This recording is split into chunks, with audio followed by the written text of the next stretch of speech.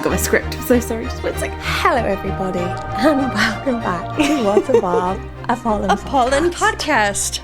I'm Ops. And I'm joined here today by Lucky Beans and Veg. Welcome to Lemons and Legumes. Oh no. Hang on, bear with. This bodes well. Well, it does bode well for a start. Did you guys also know? Hello, welcome back to What Barb, a Polin podcast. This is our 50th episode. Penelope, not a bar. Also, we celebrated our anniversary, as we said, when part 2 came out. So, 50th episode, our first anniversary as a pod. 1 whole year. Hell yeah. I mean, very technically, it's probably like the 57th because we did make Extras. We've got weekly crumbs. But of actual episodes, happy 50th. I'm so sorry. I still don't know how to do a podcast after all this time. I do, in fact, have the script where I just say my own name. So, hi, I'm Ovs. I'm with the rest of them. We're all here, living in the aftermath, I think. I mean, we're here. Yep. And you know what? I've got a bit of a headache. So, all opinions sponsored by paracetamol. How are we all doing? Lecky, start us off. I'm doing fine. I think I might have a sinus infection. So, I'm suffering a little bit. One of these days, like, I want to go back through all our episodes and listen to all the times we've all been ill. Been sick. You know what? We're like really sickly children in like the Victorian era. We're never well. I'm okay, mother. What happened is the show came out and my immune system was like, okay, it's time. You can... Now we die. I was dying on the day it came out, and I think I said to you, because we kind of watched it together, I was like, I've not taken in any of this that's happened. I was so deliriously unwell and tired. Vegetable, how's new life treating you? It's fine. I think I'm pretty happy, actually. She's still interim veg. Yes, I am still interim veg, but I got my mortgage offer through on Friday. Woo! So I'm officially going to be in a lot of debt. So that's great. Woo! And what else? Oh, I made a nice pasta and I just put ingredients that I really like in the pasta and then I realised I'd made a puttanesca. So there you go. Oh. Congratulations. Thank you. Beans, you've been out and about. Yeah. I met up with a guy that I matched with on Tinder a while ago, almost a year ago. He's been in the picture a while, hasn't he, Pisces boy? Yeah. And so we finally met up with each other. It almost didn't happen because like he kept pushing the time back and I was like, are you busy? Should we do this another time? And he was like, no, I want to see you. So I went over and I saw him. I had a lovely time. I already told the girls everything that happened, so I won't go into too many details. I got him an iguana as a gift because he likes lizards. Not alive. Not a real one. Not a live animal. Not a real one. Surprise, here's a new pet. Yeah, I put a little bow on it too. That was so cute. We'll share the picture on social media so you guys can see it. Next time I'll bring your favorite rodent. No, he hates rats. He was scared that it was a rat when I put it in his hand first.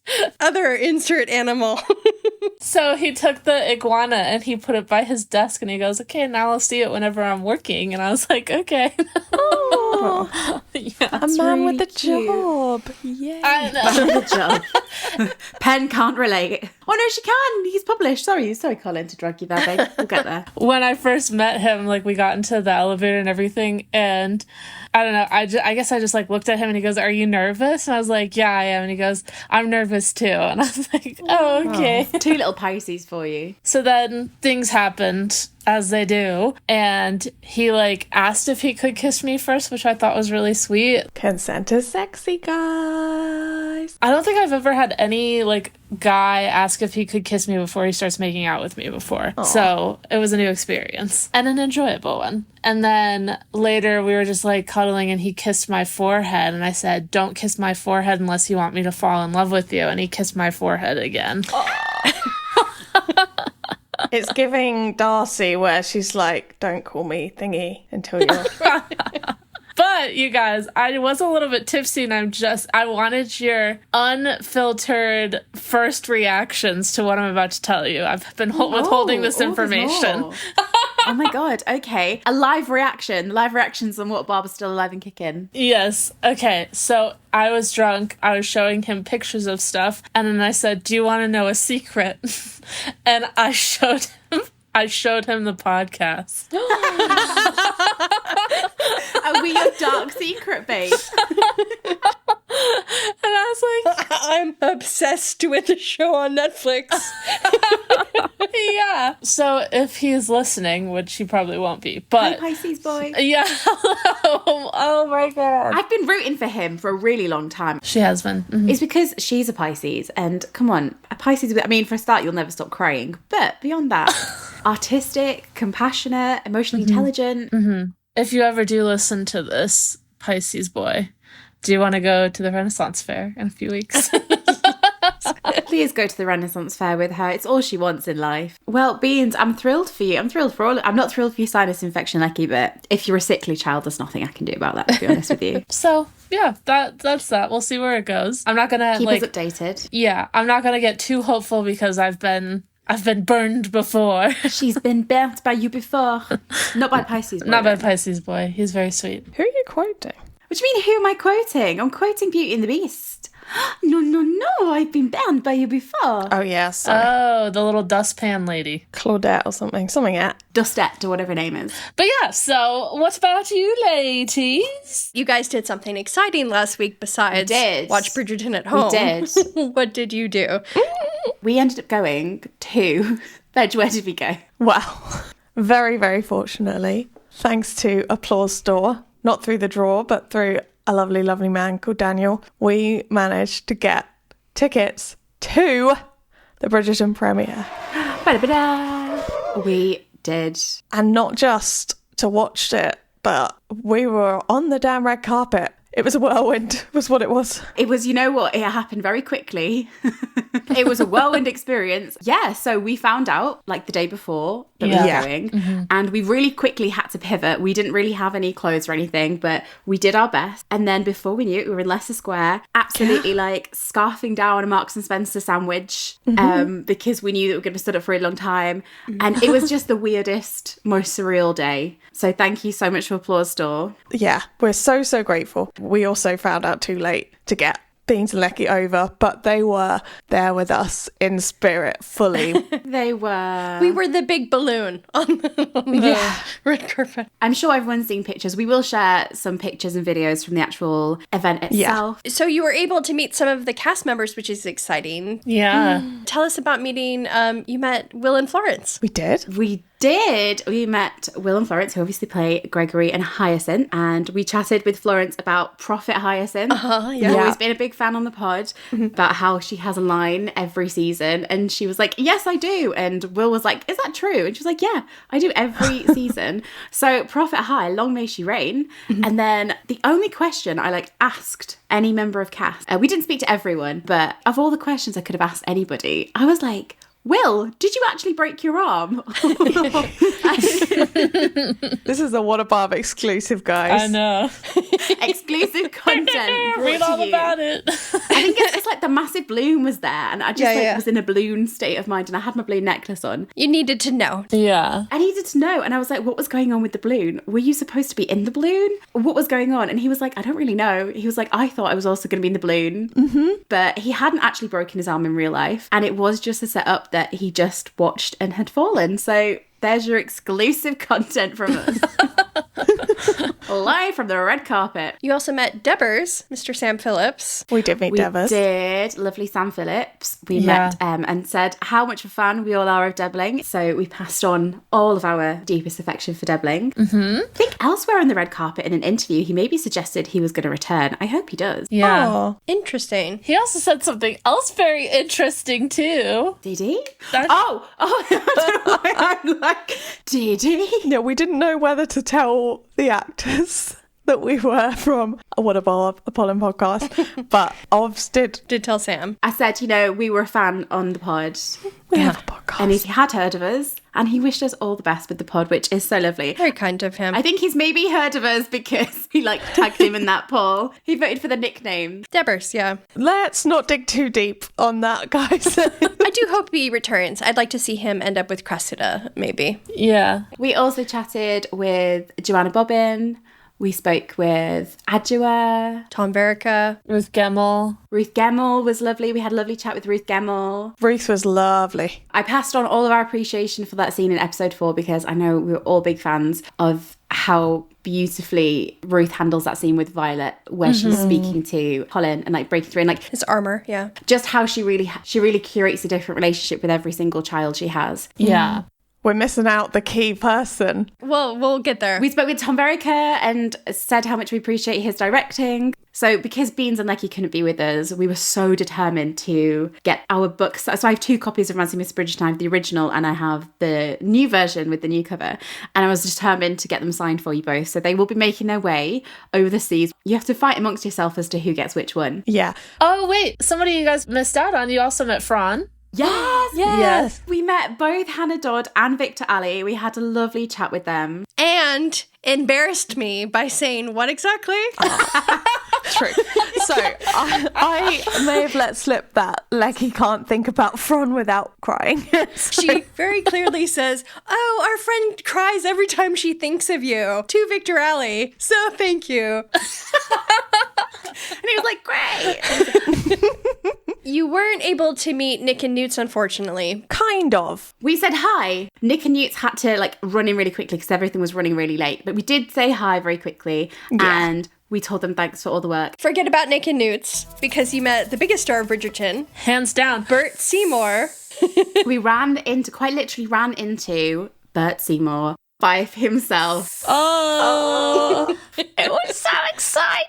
If you have been listening to the pod, you know our love for Fife. We are Fife girls through and through. I'm a Fife girl through and through. Fife wives. And we were so excited. If you've never seen anyone more thrilled. Mm-hmm. And we were like, Bert, hi. And we had such a lovely chat about how much we love Fife and how he's the snake of the Tarn.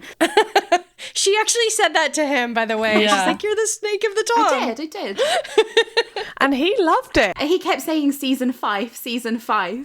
Yeah. So we're all tuned in for that. We were saying like Fife Life. And then I heard someone next to me go, Fife Watch. And I was like, Excuse me? do you listen? And she was like, to what about? And I was like, So hi to that listener. hi, if you're listening now. That was so exciting. And then lastly, just before we move on, because we do have a lot to get through, obviously we saw the episode. We all saw episode 5. So somehow we got into the second row. I don't know how that happened. That's so cool. And I got one for both of you guys. I don't know if you want it, but we did want them for you. I'm trying to put it back together now. It's a popcorn bucket. The popcorn bucket. A little pollen bucket. That's so, yeah, I'll Cute. take it. That's funny. Thank you. So we will send these to you. And we saw the episode and we'll get into our episode 5 reaction. Oh, we also... Intro from Nick and Newts. Nick and Newt and Jess Brownell did an intro, so we'll share that to socials as well. Lots happened. We were very overwhelmed and excited. What an incredible experience. Thank you to ApplauseStore for giving the gals that experience. That's a lot of fun. Yeah, we lived vicariously through them, but we were so happy they got to go. It sounded really fun. Well, guys, I mean, here we are. Part 2 happened to us. We're living, like I say, in the aftermath. Oh. I just want like an overall very quick impression of the whole part. So we're not talking about the whole season. I just want the part, which is strange, isn't it? Because there is so much conversation about part 1, part 2, and it actually wasn't written that way. Yeah. So I really want to go back and watch the whole season the whole way through, which I haven't done yet. Yeah, I wanted to do that, but I didn't have time yet to watch it fully. I haven't either. I've watched part 2 twice. Same. How you feeling, Beans? Well, first of all, we tried to do it where we all watched it again, but I was so exhausted. I passed out and I set an alarm, slept through it. And then I didn't watch it for like a couple days, actually. I didn't watch it. There was a point where you were like... Maybe I won't watch it. I was like, you better fucking watch those episodes right now.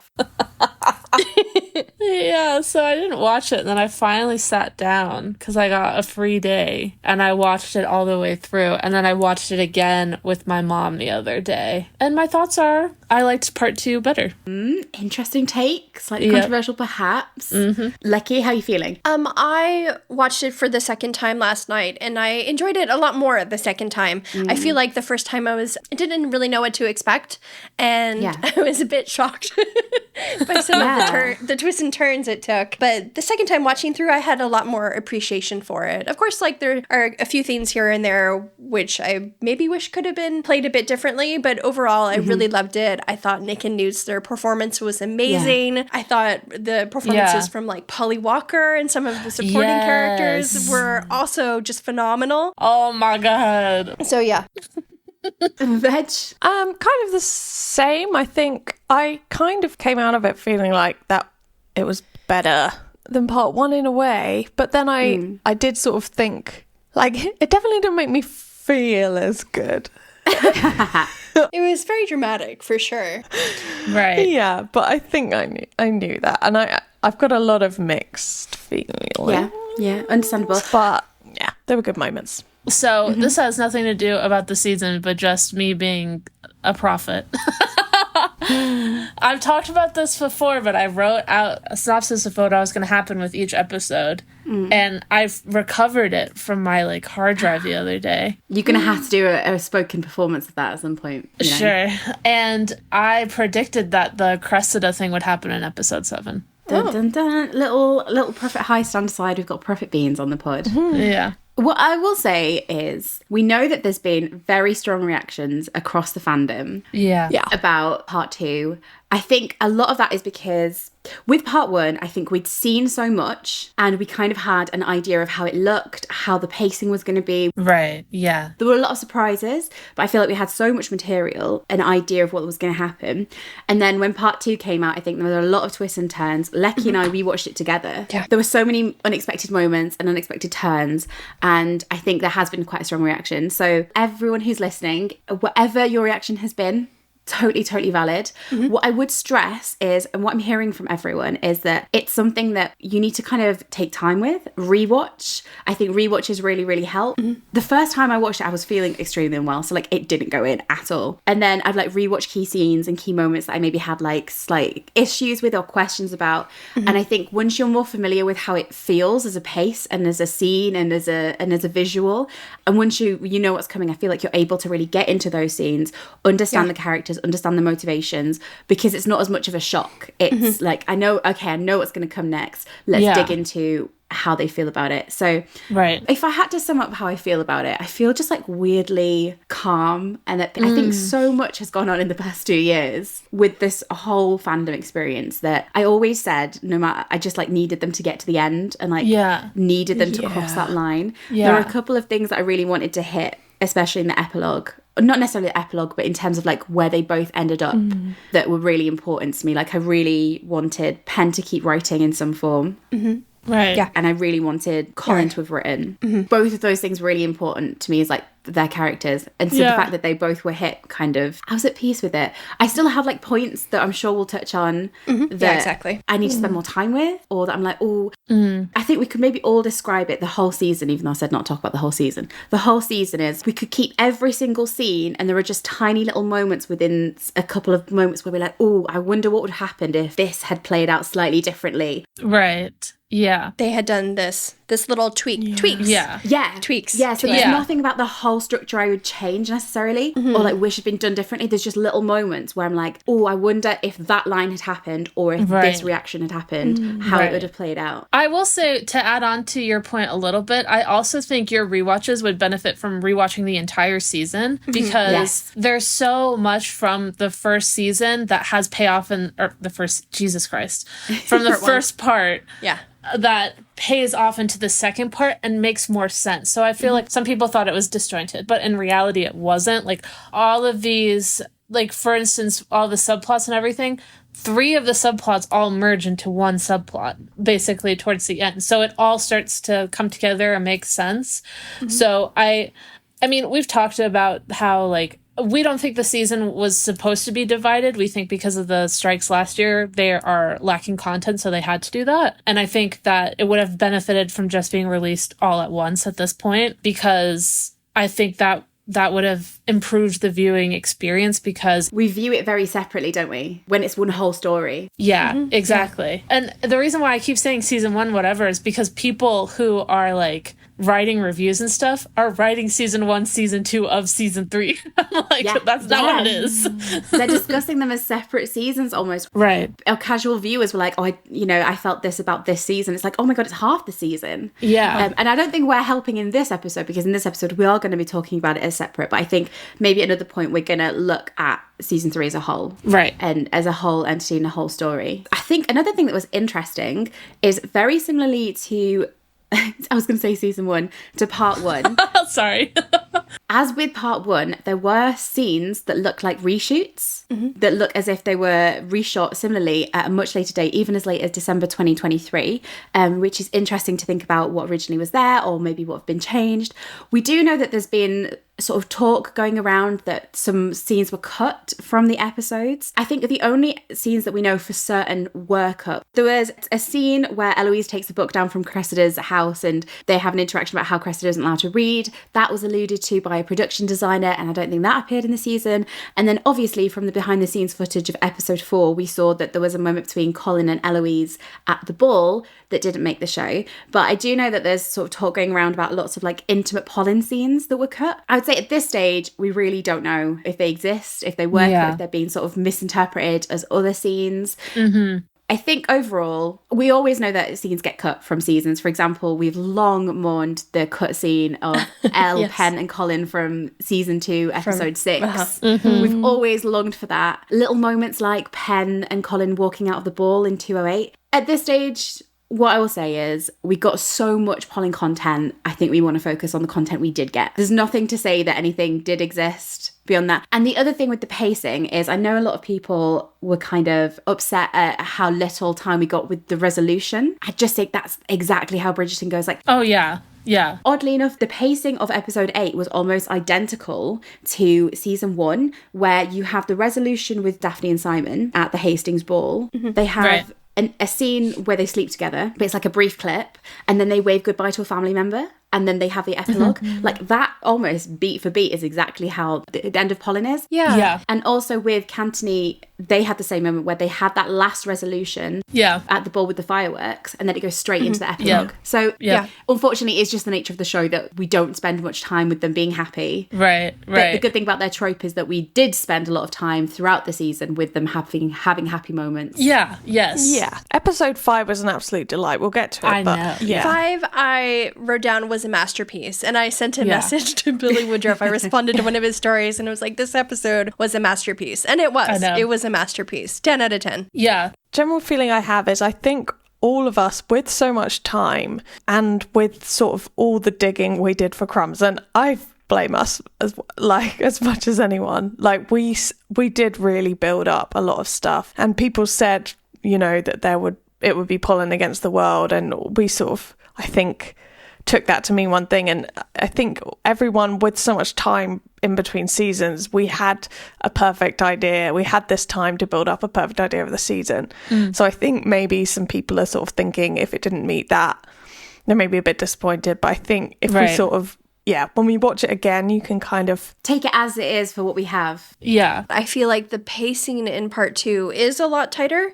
I just feel structurally, I was surprised that they did the blackmail so late. And that was something that was kind of being resolved in, kind of just not even being resolved, but happening in episode 8. Very quick. But overall, I thought that part 2 was paced way better than the part 1. Yeah. Like you were saying, the Whistledown came so much later in the whole story that we ever anticipated. And I'm really interested to go back and watch the whole thing in one complete sitting and feel how that... Because Whistledown was hardly mentioned in part 1. Yeah. and it gave Pen and Colin a time to really like fall into their love story, and then it came in such an all-encompassing way that I'm interested to see how that reads as a whole. One of the things too that I wanted people to maybe be a little bit mindful of is history repeats itself, and it seems to have happened with this season as well, with complaints that there wasn't a lot of Polin screen time and stuff like that. I think because we saw it in 2 parts, we don't realize how much time that they actually had together or were on screen. So just be, mindful of that as well, because when you complain and then somebody says it's an ensemble, don't be hypocritical. I will never complain that there's too many subplots, because I remember joining the main subreddit and saying, I liked the Featherington subplot and being downvoted to hell.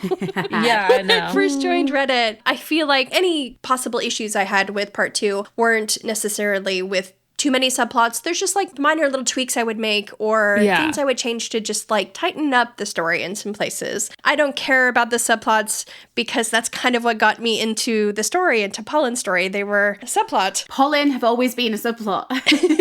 And as we know, the subplots always have a way of paying off. There is usually a reason why they're included, because they get a bigger role in the next season, which will be a bigger thing for whatever down the line. Yeah. So it's like all setting up for some sort of future. Yeah. Yeah. Like you say, like just as Polin were a subplot for 2 seasons, and this is what it's turned into. Shall we jump into it then and get started? So, disclaimer that we are absolutely not going scene by scene, line by line. It's physically impossible. What we can do, we can go through the episodes, pick up on a few points, maybe things that stuck out, things that were funny to us, or questions about how we feel about certain moments that happened. Shall we start off with episode 5? I think Lecky said it best. I think we all feel that this is a masterpiece. It's probably my favourite episode of Bridgerton. I loved episode 5. We came out the screening and I turned to Veg and I was like, that was phenomenal. I did text you because you guys saw the preview episode. I didn't. I had work, so I couldn't watch it. I will say it was really funny to watch episode 5 with fans, because everyone was like reacting, because what I love about episode 5 is every single line that Colin says is like a dream come true in that episode. Yeah. And it would get to the point, right, where he would like open his mouth to say a word, and like Veg and I would like clutch each other because we'd be like, oh my god, he's about to say something incredible. I can't even imagine what I'd be like, because when it was happening I was going, oh! Yeah, it was so intense and so fun to watch with people around. There were so many like moments where people like when Colin stood up for Pen, everyone was cheering. That's so cute. I will say during the mirror scene, I was like, Veg, do not touch me. Yeah, we set a boundary. We were like, we don't touch each other. I was like, I love you, Veg. I can't look at you during any of this. Just to clarify, I did not want to touch her either. She wasn't trying. No, so that was really fun. And then watching it with Lecky, so we were like watching at the same time, weren't we? Like, I was just like, so excited for you to see it unfold, because it's just such a brilliant episode. What I love about this episode the most is it's like classic Bridgerton. Do you know what I mean? It's like family scenes, it's the brothers, it's everyone being on absolute top form. It's really clever storytelling, the way it's set up.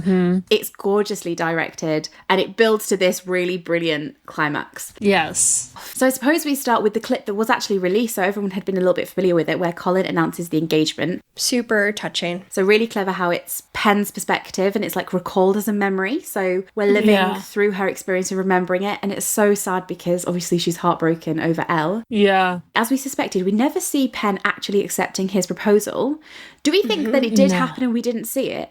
Or she didn't accept it? Because what we'll see laced throughout the rest of the episodes is that Colin has this really pervasive feeling. Insecurity about how she feels about him. And we'll come on to it in a bit. But I wonder if she didn't actually accept, and he later realises that, and he's like, shit, she never actually said. And that builds into the insecurity. Yeah, maybe she just wanted a casual relationship. Maybe she just wanted to be friends after all. Yeah. Friends with benefits, sorry. I like the idea of her not actually answering and kind of getting swept up into it, because it also kind of excuses some of her later decisions. And it, like you said, it kind of makes sense why he feels a little bit insecure when he realizes she's pulling back and kind of keeping something from him. There's something there. Yeah. But overall, a gorgeous scene. I loved when Colin said, "I do not think Penelope can breathe," because that was such great setup for the end of the episode. I love when there's a line that pays off like that. I actually told Florence this. I was like, you stole that scene, because obviously it had already come out. And I just love the way that, I think one of our listeners were like, I don't know when the last time Pen was hugged. And I was like, oh my God. Oh my God. But I know she'd recently been like felt up, but that like bone deep hug and embracing was so lovely. And then obviously Elle confronting Penelope. Elle was pretty much distraught. And that was the moment from the trailer where she said, he can't love you until he knows who you are. And I think Elle's journey was so fascinating throughout the episodes. Oh, it's just stunning performances. I think that's what part 2 really was, is like, it was so light and breezy the first half, but the dramatic moments just really brought out some like powerhouse acting from like everybody. It was incredible. Yeah. And I know that we were like quite jokingly critical of Penelope in our most recent episodes. I think that was just us trying to get our heads around the fact that the show was going in this direction, that it was going to be withheld from Colin, because I think we knew that it was going to end up really bad, and it did. Yeah. But I really had sympathy for Pen in this episode, because it did all happen so quickly, and the episode is really good at showing that she just doesn't have she doesn't have time to catch her breath. Yeah. And then, obviously, what else was new? In this episode, we get our first glimpse of what I like to call the doom tree. So, right to doom indeed, that tree. Ta-doom. Yeah, I remember gasping when I first saw that tree. That was amazing. And there were some episodes where it wasn't blustery, and I was like, I think she should have been a bluster there. The tree should no longer have been there. Should have been like swept away. Oh, do you know what it should have been? Beans. You know, the moment in Jane Eyre where they have the scene in front of the tree, and then a streak of lightning hits it and splits the tree, where they have the... Yes! Oh my God, they should have had the lightning hitting the tree. Thunderbolt from the sky. I think you'll fucking find there was one. Always love a Jane Eyre reference. Ooh. For those who don't know, Jane Eyre is my favorite book, and mine. One of Ov's. Oh, it is your favorite book too? Okay. No, it's my favourite. Yeah, I love it. Yeah. The BBC adaptation. Exquisite. BBC adaptation 2006. Oh, yeah. Oh, did I tell you guys? I did. I think I did. I was on a run by the river, and Ruth, who played Jane Eyre in that adaptation. Ruth Wilson. I love Ruth Wilson. Ruth Wilson. She was just running, and then I like went off the path, and then she was there again. And so I just basically went on a run with Jane Eyre. Oh my God. Also, anyway, we're just... Go ahead. I'm not gonna... This is not the Jane Eyre 2006 podcast.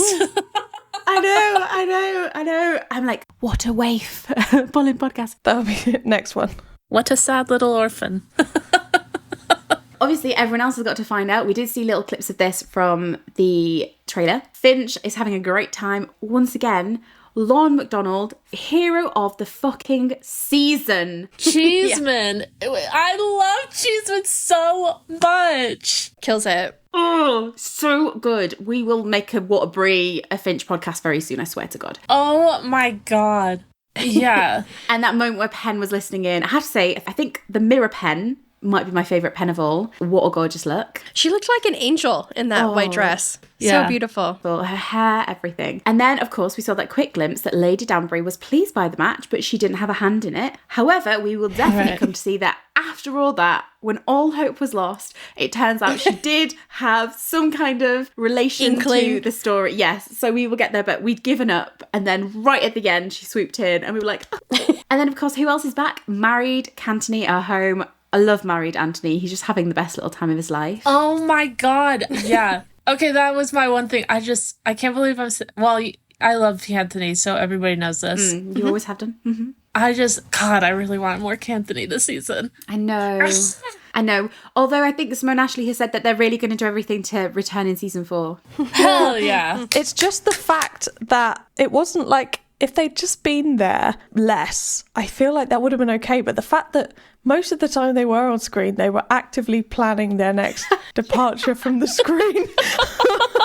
Yeah, see, for me, I told this to Obs that for me, it would have made more sense. We're jumping ahead just a little bit. It would have made more sense if Cantony had decided to move into their own home or maybe back to the countryside to Aubrey Hall instead of undertaking a months-long voyage with a visibly pregnant Kate to give birth in India. Yeah. I feel like that would also make more sense for, you know, kind of what the show wants to do is kind of leave room for them to come in when they need to. They don't necessarily need to go to another country to do that. You know, you could have them in the town, but just be in their own home or in the countryside and can maybe only pop up occasionally. You know what I mean? Like Daphne lives in the countryside and we never see her. You know what I mean? So I feel like they could have maybe had them go to Aubrey Hall or something. And a complete aside, damn, Simone Ashley Part 2 looking gorgeous. There was that one dress that she had on for, yes. God, stunning. And I loved having a soft, happy Kate. Okay, I'm getting ahead of myself. What I will say about Cantony, Anthony, doesn't he have to vote in the House of Lords? Yeah, he is a lord. You know, is Parliament not a thing? Come on, Anthony, pick up your responsibilities. He's in India. But they're back for now, and Benedict says there's a curious piece of news. How much did you chew when Benedict said that line? It wasn't delivered the way I thought it was, but yeah, it was exciting to finally see that. Lecky, just quickly give the context. So the journal, the Happy Planner journal, one of the stickers and some of the pages in their journal said the most curious piece of news or something like that. Yeah, there was a phrase about curious news, and we clung on to that journal page. We thought that was going to be very significant. So seeing it in a line of dialogue was kind of surreal. And then obviously having that lovely family moment. Anthony was very wary at first of Colin's news, but like Kate kind of catches him and sort of like is like, you will be fucking happy about this. And then Hyatt is the happiest of all, the true Polin shipper. Yeah. There's a little interlude where Eloise goes and rants to Cressida, and we find out a crucial piece of Polin lore. Lecky, what is it? That Colin did in fact meet Penelope first. There we go. Finally confirmed, just like the books, they met first. And every time Elle was not listening, I was like, oh, for fuck's sake, this is going to come back to bite us. And there were points, we're not an Elle podcast, but there were points where I was like, Elle, how are you just not hearing what Cressida is saying at all? Because I felt like so much of what Cressida was saying, Elle could have gone, especially during the blackmail plot, and been like, I know exactly what Cressida wants. I know exactly what Cressida's motivated by. And like Penn could have gone about things in such a different way had she known that she wasn't just this villain. That's a good point, yeah. Well, I think the other thing too that also made it so interesting about Elle as well is that from part 1, Cressida knew that Penelope liked Colin. Everybody knew that Penelope liked Colin, except for Colin and Eloise.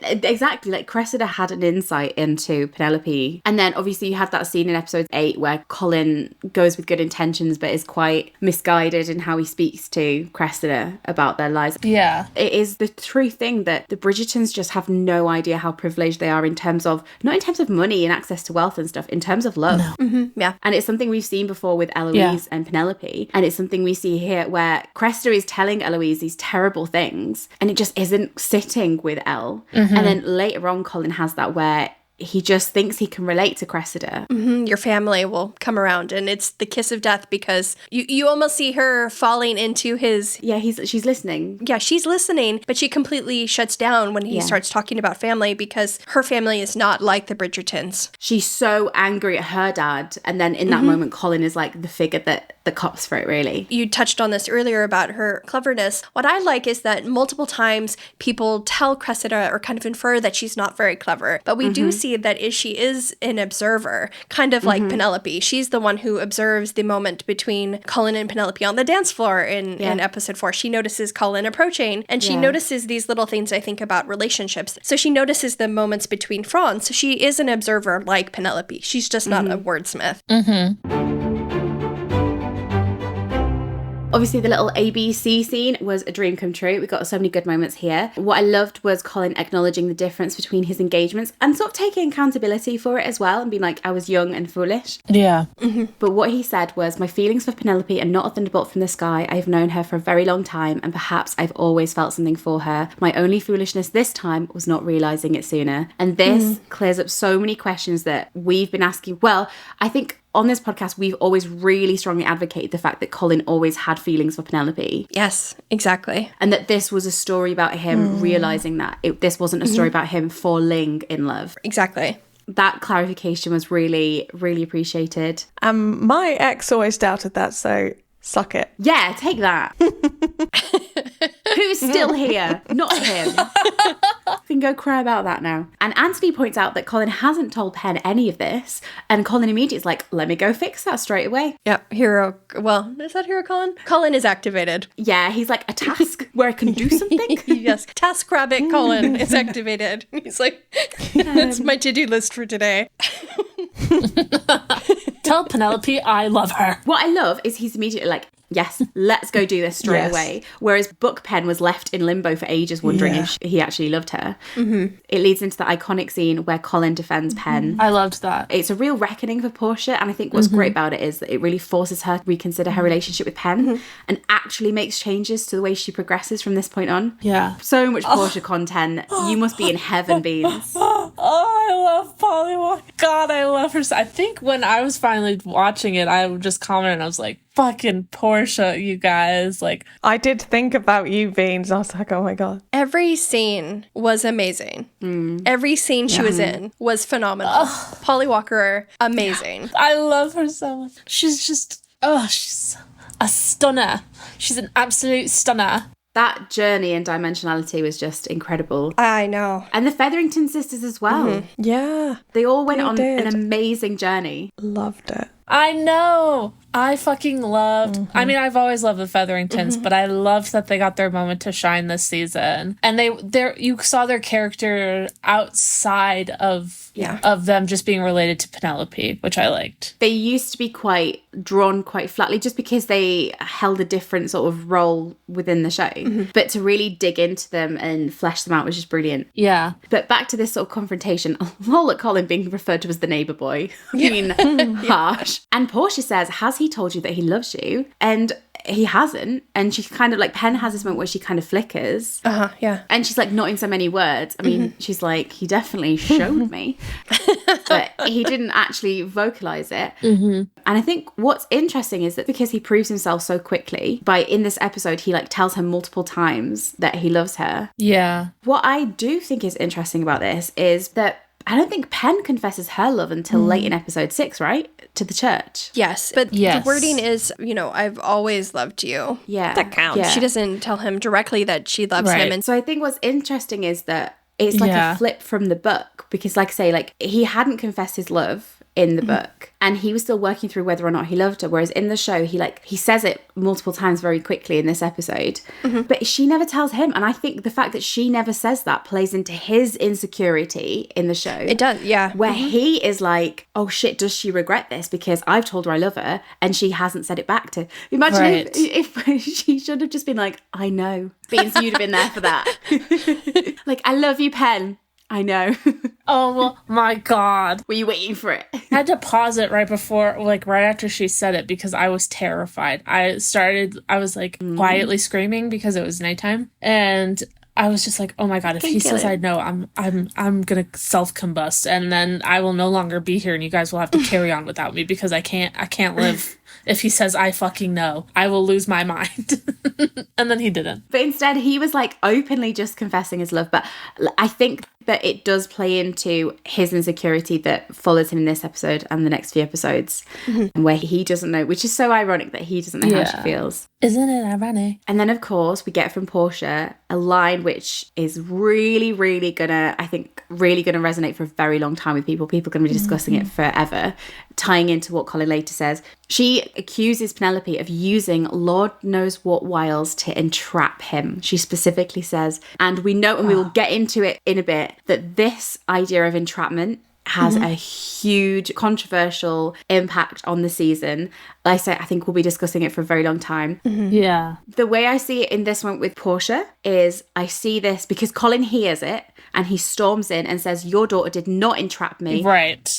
Yes. I proposed to her out of love, nothing less. And yet later on, he turns that and he uses that exact accusation against Penn. And what I feel, I think it's functioning in almost an identical way to, in season 2, episode 1, Cressida calls Penelope an insipid wallflower, and Eloise defends Penn in that moment from that insult. And then he throws it at her. And then in 208, because she knows, because when you love someone, you know how to cut them, right? And I think Colin heard this, and later on he uses Portia's wording to hurt Pen. Yeah, especially if he's already having doubts, but... Twat. He's back in my bad books. We will get into the entrapment comment later, but I just have to say, in this moment when he reveals that he loves Penelope, when they cut to her face and she just kind of like takes in this like breath and just that just made me so emotional, like her face and her expression in that scene. Can I just say, Nicola was working overtime on that period piece breathing that I love so much. The entire season,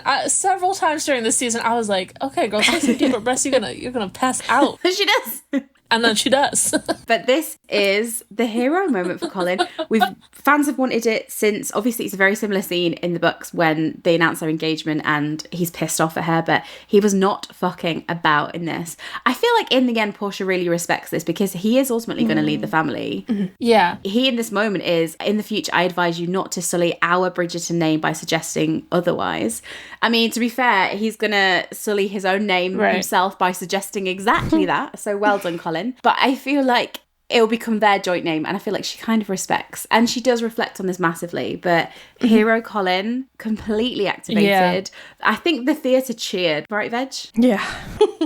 And then, of course, he takes Pen to their new home. Featherbridge. Which, it's not called Bloomsbury, but we're just going to keep calling it Bloomsbury, just because. Because why not? Why not? Although, Colin didn't buy this house, like we thought. He was just given it by the family. In the family. Yeah. Yes. We just had this house laying around. It was giving Fiyero Jonathan Bailey. It was going like, where do your family live? The other castle? Yeah, it's like, where'd you get this house? Oh, we just had it. I mean, he's never beating those penniless accusations, is he? I'm yet to have proof that he has money. Well, he does now. Yeah, sir. Sir? Yeah. When Pen was like, I'm loaded, he was like, oh, maybe that annulment can wait, actually. Yeah. But it is a beautiful home. It's such a perfect combination for them. All I thought about their home was that's a lot of shells. A lot of seashells, a lot of Grecian decor. I was like, how the fuck did you get that? So he lugged that all the way back from Greece. One of my favorite details is that in their drawing room, they have these like navy striped sofas, and the striped sofas perfectly match Ray's new outfit. Her lady's maid outfit, she literally matches the furniture. It's amazing. But she looks stunning. But I just have to say she matches the sofas. So I don't know if they had some leftover fabric.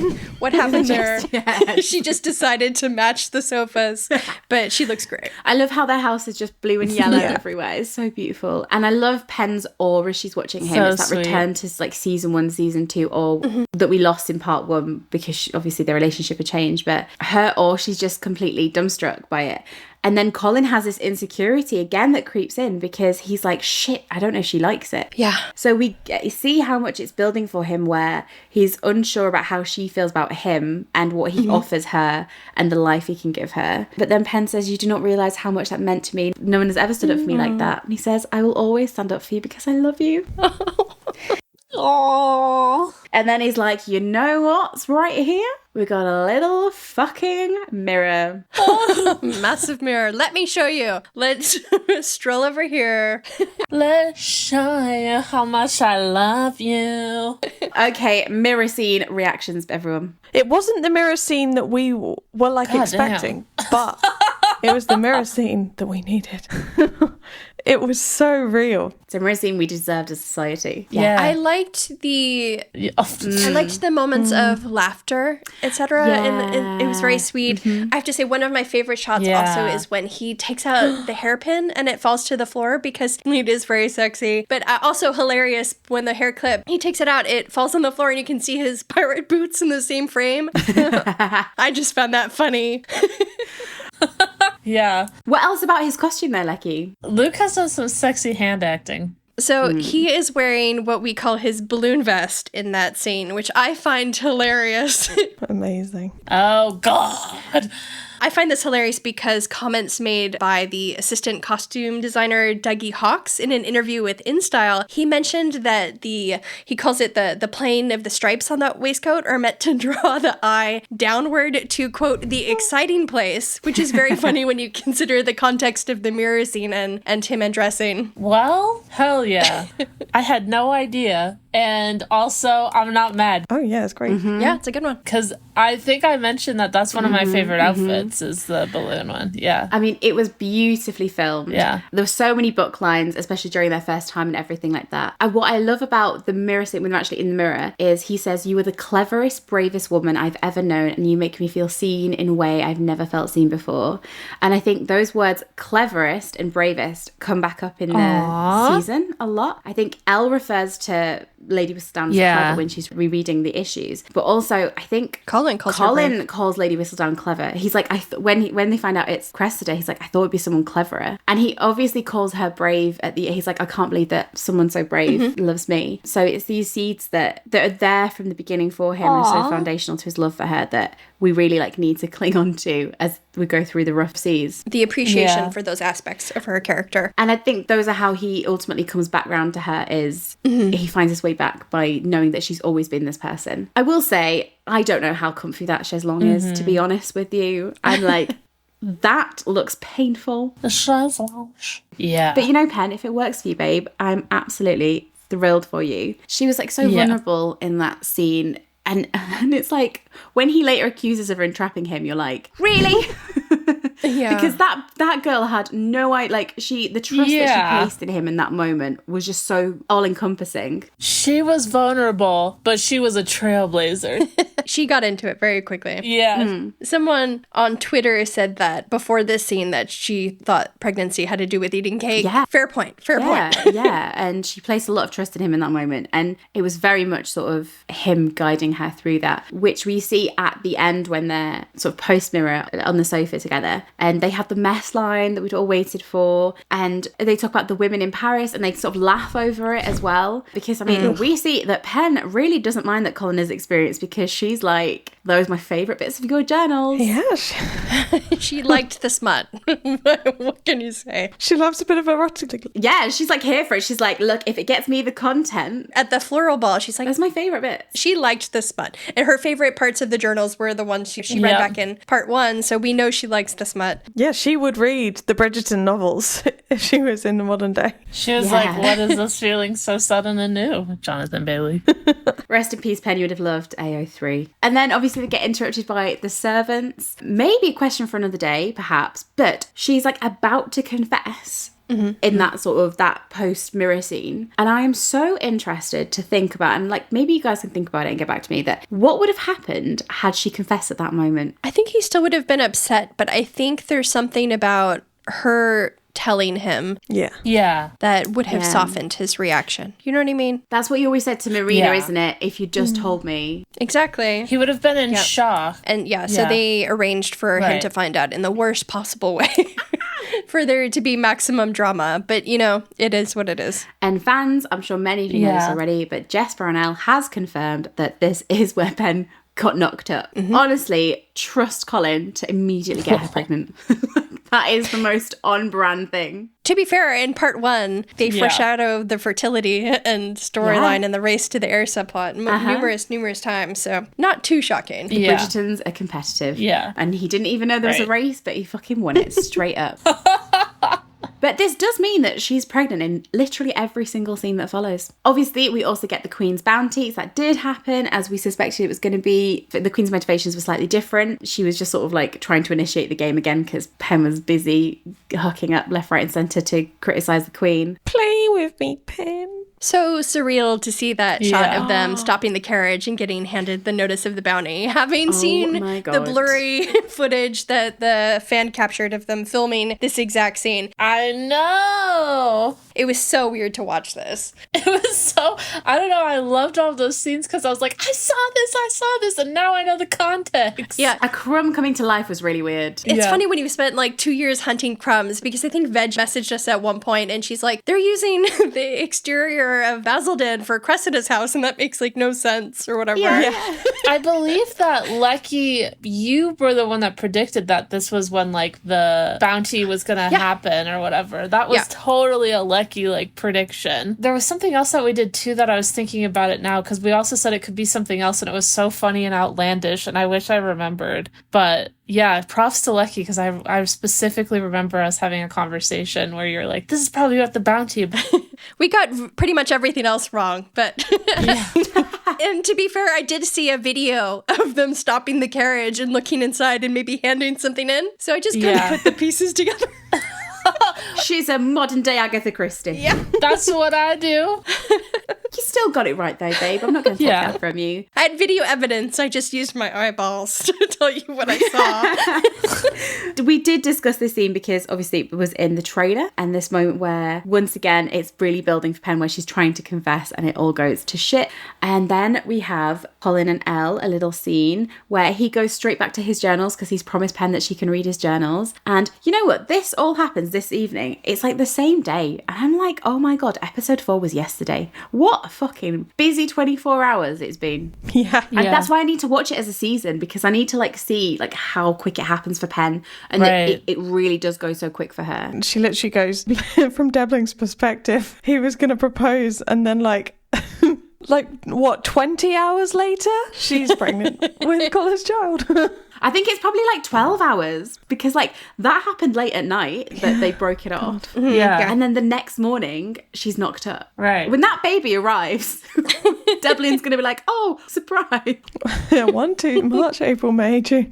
Devlin was like, you're going to make a cuckold of me. And Pen's like, me? And no, we'd never. And then like straight away. Here it is. They have the little confrontation where Colin says, you loved her once. And it's really emphatic of the dilemma that Elle is in throughout the whole of the part 2, where she loves both of them, but ultimately what she fears the most is that she'll become complicit in the lie by withholding it from Colin. But she also knows that that lie is going to deeply, deeply hurt him. And so what she ends up battling with throughout the part 2 is he needs to know the truth and deserves to know the truth, but the truth is going to destroy him. And it's that decision that you have to make or battle with. What is worse? The lie or living happily, blissfully under the lie. So we have a lovely scene with Portia and Varley, the classic duo, where Portia really reflects on how she's treated Pen. And she like looks in the mirror as she does it, like that mirror symbolism. And I'm like, it's a busy day for Featheringtons and looking glasses, isn't it? Really? And what I think is interesting about Portia in there is she says that love, it's certainly uncommon, not just of Penelope, but for all of us. And it's sort of reinforcing that we haven't really seen, where it always looked like Portia was like dragging particularly on Pen. Right. But I think Portia is such her worldview that people like them don't get things like that. They don't get love. Yeah. And she's always been trying to like tamper Pen for her own good, or like her own distorted view of the good. Right. Then we've got the little engagement ball. Excellent. This whole like 20-minute sequence, whatever, was brilliant. Yeah, nice that Kate got to plan it too. I know. I loved that scene. Lots of very sweet moments at the engagement ball. I love that Colin and Portia made amends. At the time, I was like, look at Colin, he never holds a grudge. I was thinking the same thing. Yeah. I was like, yes, I was so quickly. Yeah. And then he has that cute line from the book where he's like, Cressida's here, but I'm happy because she gets to watch you in your triumph. Aww. And speaking of book lines, we had Lady Danbury watching from high up and above, quoting the book saying, anyone who questions their match is a fool, and all she had to do to get him to marry her was be herself. Virgil, I think that was like your favourite line from the book, right? Yeah. And you know what? I think this is why like episodes 6 and 7 were quite a struggle, because this whole episode was just chock-a-block full of like all the lines that we wanted. Colin being in love, blissfully happy. It was like literally like a drug high followed by a come down. It was awful. Being hit by a semi. Yeah. And I think that's the thing, they make him rise so high, and I think that's a lot of the shock of episode 7 and 8. Yeah. And I did message you at one point, I think, Lek, when we were watching it, and I was like, this is going to be bad. And because he has that speech and he like foreshadows it, because he says, I can't wait to spend the rest of my life with you. We fully know each other. Yeah. Which obviously Elle then cuts in and makes a cutting remark about. But he also, Lecky, your favourite scene out of the whole series, he also says he's going to never take a single day with you for granted, which is like a cute little reference to 207. Yeah. It's a cute reference. And then that plan does not go to plan. No, it doesn't quite, Beans. it's not the best, is it? And then obviously the whole engagement ball, the charades was a really cool scene. We heard about that before. That was cool to see out. I really loved how that played out between Penelope and Eloise, where they're kind of just taking turns back and forth because they're two of the most intelligent people in the room. And you can see Cressida just kind of watching them and realizing that they connect on a deeper level. They're also soulmates, yeah. I loved the competitiveness of Anthony as well. It's like he's been like equivalated to Joey Tribbiani. Yeah. A ghost. Yeah, I just love that. Like I said in the beginning I wanted Anthony to be more goofy, not completely taking away from his character, but yeah, 100% still being Anthony but goofy, and I think that they did play that, delivered that for sure. Yeah, for the little amount of time we got. We love you, Anthony. The charades back and forth with Pen and Elle, I think that's a really good point, like, because when Cressida's watching them, she, like you say, she knows that she's not able to match them in the same way. And later on, when Cressida's trying to speak to Elle and Elle's just like, I'm sorry, I'm too busy right now to deal with your issues. That's when Cressida's like, I'm going to uncover Whistledown. And Elle makes the fatal mistake of being like, I couldn't find her. Like, Whistledown's really clever. I couldn't find her. And Cressida reads that as that I'm not clever enough. Which I think has just been set up because she's just watched Pen, so Whistledown, and Eloise literally be cleverer and see that. And so it just sets up this crack that they can't recover from. The other thing about the charades, I love that Portia guessed rainbow because the clue was something that you put in girls' hair. I'm like, yeah, you fucking know about putting bows, yeah. She's like, could it be a bow? Poor Pen is there after years of traumatic bows. And we've been there after years of traumatic bows, may I say as well. And then, of course, the episode just builds into this brilliant moment where Pen's panic just builds and builds and builds, and everyone in the room discusses Lady Whistledown. I love that the dialogue doubles up as Pen's nightmare and sort of Cressida's salvation. And then Colin knows that something's wrong with Pen, as he's known throughout the whole episode, and he says to her as she's about to collapse, I would understand if you got swept up in the carriage if you do not share my feelings. Colin, babe. And then obviously all hell breaks loose as everyone makes their announcements. The pacing of this is so good. This was executed so well. This was giving Friends as well, wasn't it? Like, yeah, 100%. Yeah. I love that Cantony were like, the perfect time to make our big announcement is an engagement ball. A little rude. Yeah, that's a faux pas. And also because Kate, she makes this point of saying like, we should wait to tell them. And then all of a sudden telling the truth becomes really important to her, probably because that's like one of the themes of the episode, but it did seem a little abrupt, a little sudden. She could have maybe waited just a little longer. But there ends a bloody brilliant episode, probably the best episode of Bridgerton in my opinion. Is certainly up there, right? It was really good, yeah. And that leads us straight into the title episode, Romancing Mr. Bridgerton. Here we go. I have to be honest with you, I can't remember much of this episode. I watched it today and I was like, oh shit, I don't know this. I think I was just a bit delirious when I saw it the first time. I really enjoyed this one as well. Did it deserve the title? That's what I was about to say. No, I think they chose it because this is where Penelope declares her love. Interesting. But I don't think this should have been Romancing Mr. Bridgerton. It should have been episode 5. No, episode 5. Yeah. No, I would have put 2. I would have put episode 2, yeah. 2, yeah. True. Because that's when he was being romanced by her. But right. In his dreams. We will take it. It's starting off on a great little line because Lecky, Pen, she is not too thrilled with Cressida declaring herself as the writer. How did she describe her? She calls her the succubus of the first water, which I thought was hilarious. Amazing.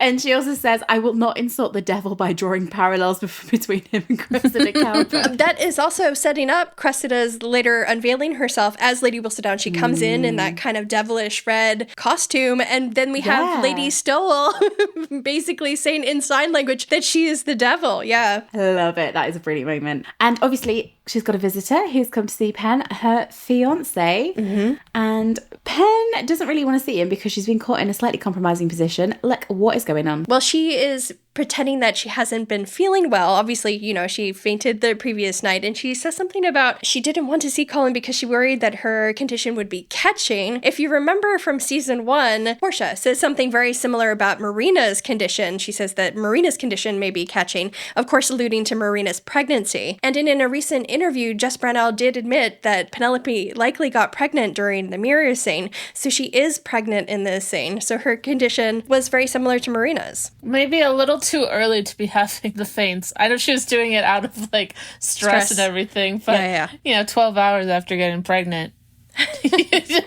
Damn, girl, do you have Renismee in your body? If any man could do it, it's Colin. He does like to hurry things along, let's be honest. These are the boots of a killer. But Colin says he knows that something's bothering her, but he will wait for her to unfold like a piece of paper. And this is where he says, I always imagined Lady Whistledown might be more clever, perhaps. And Pen has the tiniest little, smug, And then Colin looks at her and she, really quickly rearranges her face. And then, Colin says that her ring is only half as beautiful as she is. Fuck me up, buttercup. Happy Colin was beautiful to see, but we knew it was doomed. But over at Bridgerton House, there's another engagement bit. People are just making announcements left, right, and fucking centre, aren't they? Yeah. We won't get into the front of it just yet. We do have plenty of front thoughts, fear not. But did you guys notice the tiny moment where Hyacinth is like, Francesca is going to be so beautiful as a bride. She's going to be equal to Daphne and Kate.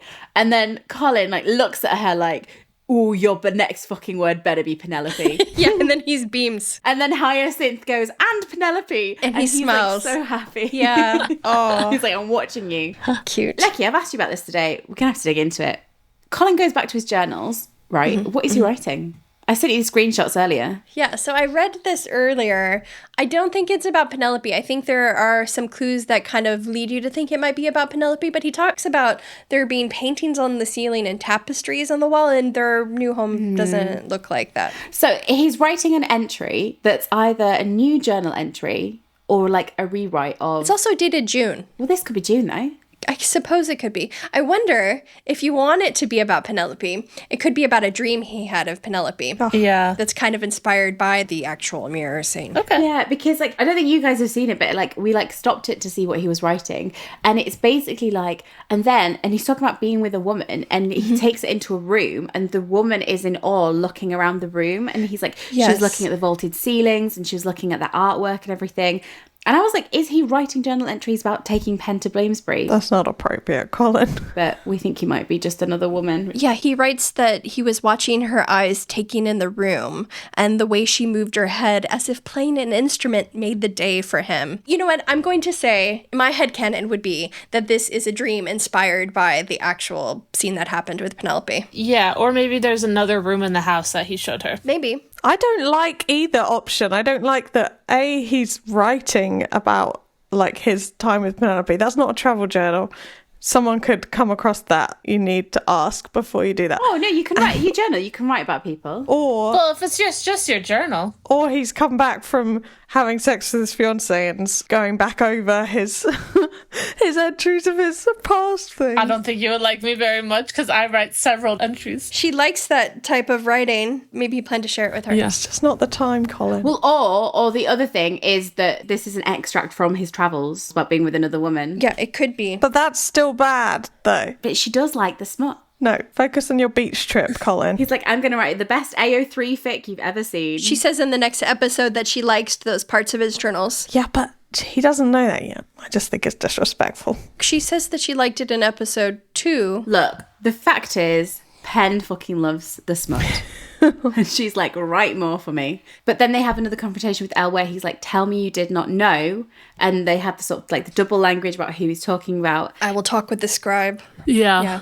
That was really good. That's technically still lying, babe. But no.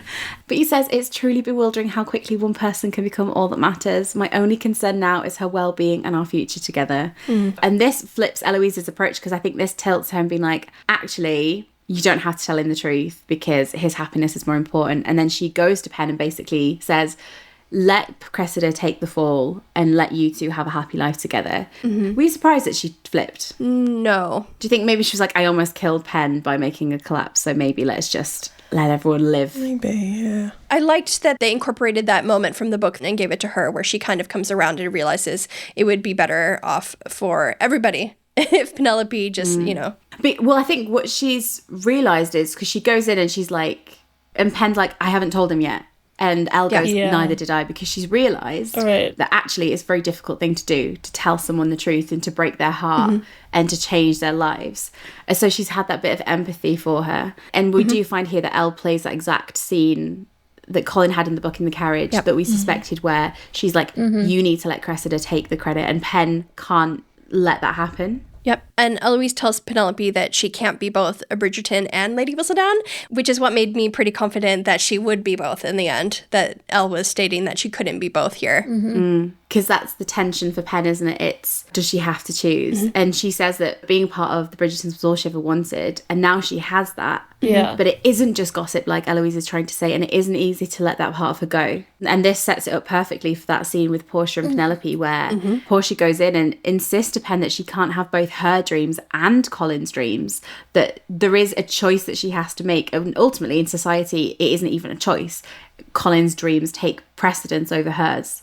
And she says, what about my dreams? And from Portia's perspective, you can sort of understand where she's coming from, because she didn't have any sort of dream. Her future was taken from her because she didn't really have a choice. And she wants her daughters to do better. And then the last thing about that is just, didn't you love the shot where as Penn is like left to mull over that, it's her engagement hand, so like her ring, on top of the copies of Lady Whistledown. Yeah. And it's like such a visual representation of the choice she's having to make. But speaking of engagements, we're going to go read out the banns, which I didn't realise, America, you didn't really know what that was, did you? No, so it's a little bit different in America, and they don't really even do this anymore. But in America, back in the day, you would actually just, in your local newspaper, have an announcement that was like, here are the people getting married. And I remember my grandmother and even my aunt, they had their marriages announced within the local newspaper. And that was it. But we don't have the bans read. I had no idea what the hell that was when you told me. I was like, who are they banning? And the thing is, they have to do that 3 times. Yeah. It was really smart of them to introduce more tension by kind of having this moment where anybody could object to the match or perhaps reveal Penelope. Yeah, so then do they not do the same thing when they get married? Yeah, they'd have that moment as well. Yeah. Oh, they do? Okay. Well, not in the show, but like in the actual marriage they would have done. Ample opportunities for objections and for Penelope to be revealed. But it led to one of the sweetest moments in the whole season, right? Right. This is probably my favorite moment from part 2, where Colin tries to make Penelope smile as the banns are read, and he looks so satisfied when he does. So cute. They're just together. And then, of course, they have the little Berkeley Square dance. Yeah. So sweet. How are you feeling about that, Obs? I'd always wanted Berkeley Square to like have like a bittersweet tone. And at this point, I was just feeling very nauseous because I was unwell. But I also knew that we were like minutes away really from the reveal, because we kind of knew it was going to come at the end of episode 6, and I think every single moment of episode 5 and 6 was just waiting for it got to the point where I was like, oh my god, these two are far too happy, like this is going to be such a huge come down. But I love the dance, and she confesses that she's always loved him, and he's so proud and happy. And then he says that he's going to spend the rest of his life begging for forgiveness. Sweet. And she's like, you don't need to. Yes. But yeah, it was so beautiful. Although there was a slightly odd line. There was another little book line they incorporated here.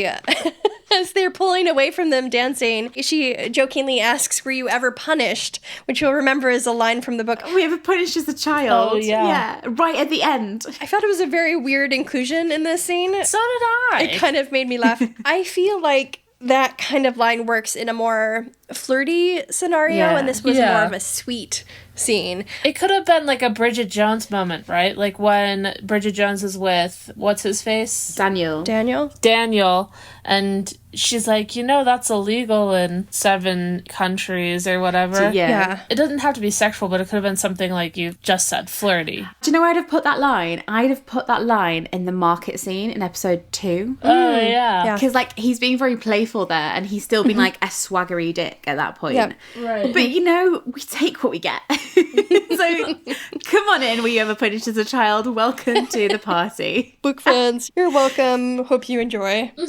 After the bands are read, we head outside. Lecky, where were we? We were outside Chiswick House. Another crumb. Yes, if you'll remember from our crumbs, our production recaps, Chiswick is where we thought they were filming the exterior of a church scene. There was literally a wall with the words exterior church wall, and sure enough, what a Barb Polin podcast. Diligently read that difficult context clue. What I really loved about this is the scene outside the church is that in most of the shots they had that swan urn visible that we also talked about in our production crumbs. We're so unwell, babe. And that swan imagery we actually see in the next episode. It's coming back. Which we will come back to. Polin, cute. We know. We like Polin. I hope that you've understood that. But believe me, when me and Lecky were watching this together, nothing gave us greater joy, excitement. We were ecstatic. Over what point? We learned that Judgy Mama has a name. She is named. We learned Judgy Mama's name. Her name is Lady Keswick. We were fucking thrilled. We've called her Judgy Mama for so long. That's what she's always been credited as, Judgy Mama. Yeah.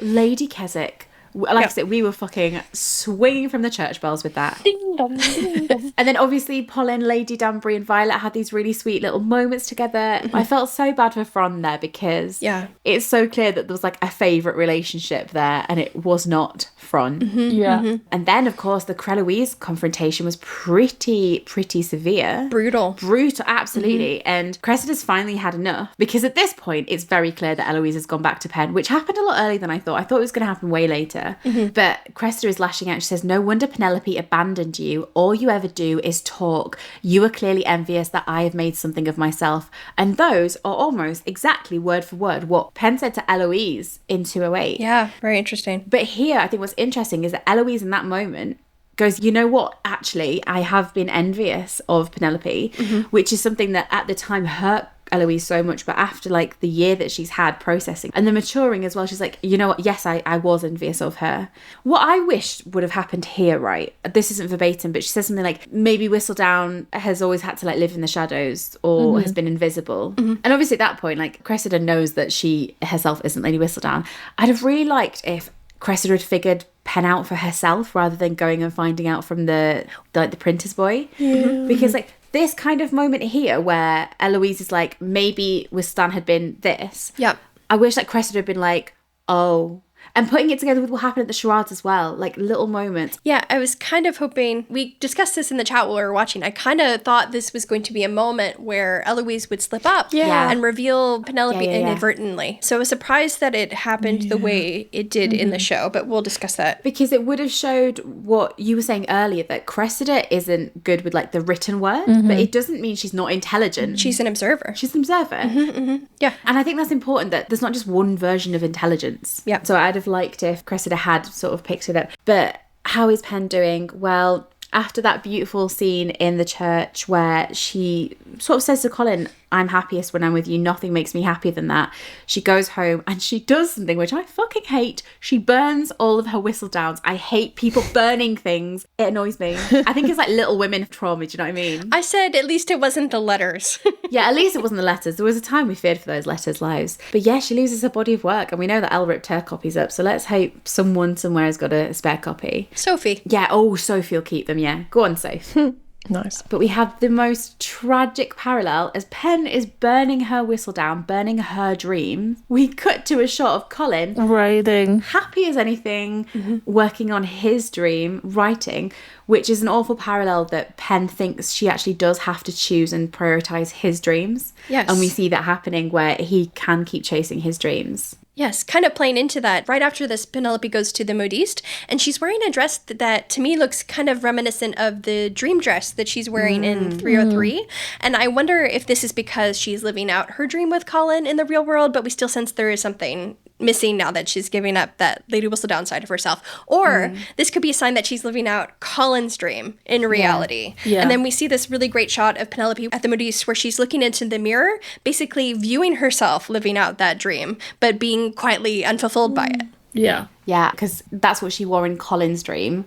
And I think, like you say, it's her thinking that she has to prioritize his dream, and that's such a cool manifestation of it. And I love the Jen and Penn scenes that we got. We were kind of like missing them in part 1, so I'm so glad they came through in part 2, because I think Jen was so unsettled by Penn's decision to give up Whistledown, and then obviously we see her in episode 7, and I think she has such a unique relationship with her as a friend, but as like a businesswoman who understands what it means to have to compromise or what it means to chase your dreams. But then it's time for a floral ball. Yay. It was at the Mondriches, as we suspected. And this is where we discover that Alice may have a degree in mechanical engineering. Oh my god, that was just... That thing was so cool, though. It was very cool, yeah. I loved the walls as well, and that may serve as inspiration for my bedroom. Oh. Yeah, I love that. The aesthetic, dead on. There was a behind-the-scenes interview with Jess Brownell where she said that they originally planned to do the butterflies at this ball, and then she realized, obviously, the butterflies would make more sense for the Featheringtons and for Penelope's journey. So at the last minute, the production designer had to come up with this mechanical flower, this set piece for this ball. I love it. It was just so random and pretty dope. So well appreciated. Just why the fuck not is the question I have. Obviously, this is the last happy Polin moment we're going to have for a while, so soak it the fuck up, because it's all going to go to absolute shit. What an adorable... But even then you had Penn offering to edit and Colin was like, no. Well, this is the thing. It's like the last moment, but you can see exactly where it's going to go, and you can see, like you say, the steps that are happening that set it up for the worst possible fall. But we do get that cute dance, and Colin spins her as a flourish. He's like, oh, let's make this a little bit nicer. This is like their trademark. He does the same thing in the church, and then during their wedding dance, he gives her little... He fucking loves to spin his tiny little wife. Yeah, love it, love it. But then we discussed in some past episodes, we thought that the use of the song Confident would be for the Lady Whistledown reveal, but here they used it as Cressida's stunning entrance where she reveals herself as Lady Whistledown to the Ton. I thought it was really well used. I loved her entrance. It was super dramatic, and I absolutely loved her costume. This was such a great moment. Yeah, gorgeous cover there from Archer Marsh. Gorgeous cover. Of the covers we got in the show, I almost feel like the carriage scene song and this use of Confident were the best covers we got this season, like where the music worked really, really well. Well, for the storytelling. Yeah. Yep. Yeah, it was such a good moment. And Colin says to Penn, I will not let her ruin our night.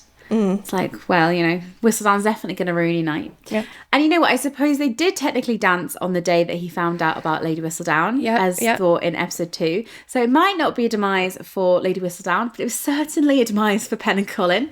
I think we can all agree. Yeah.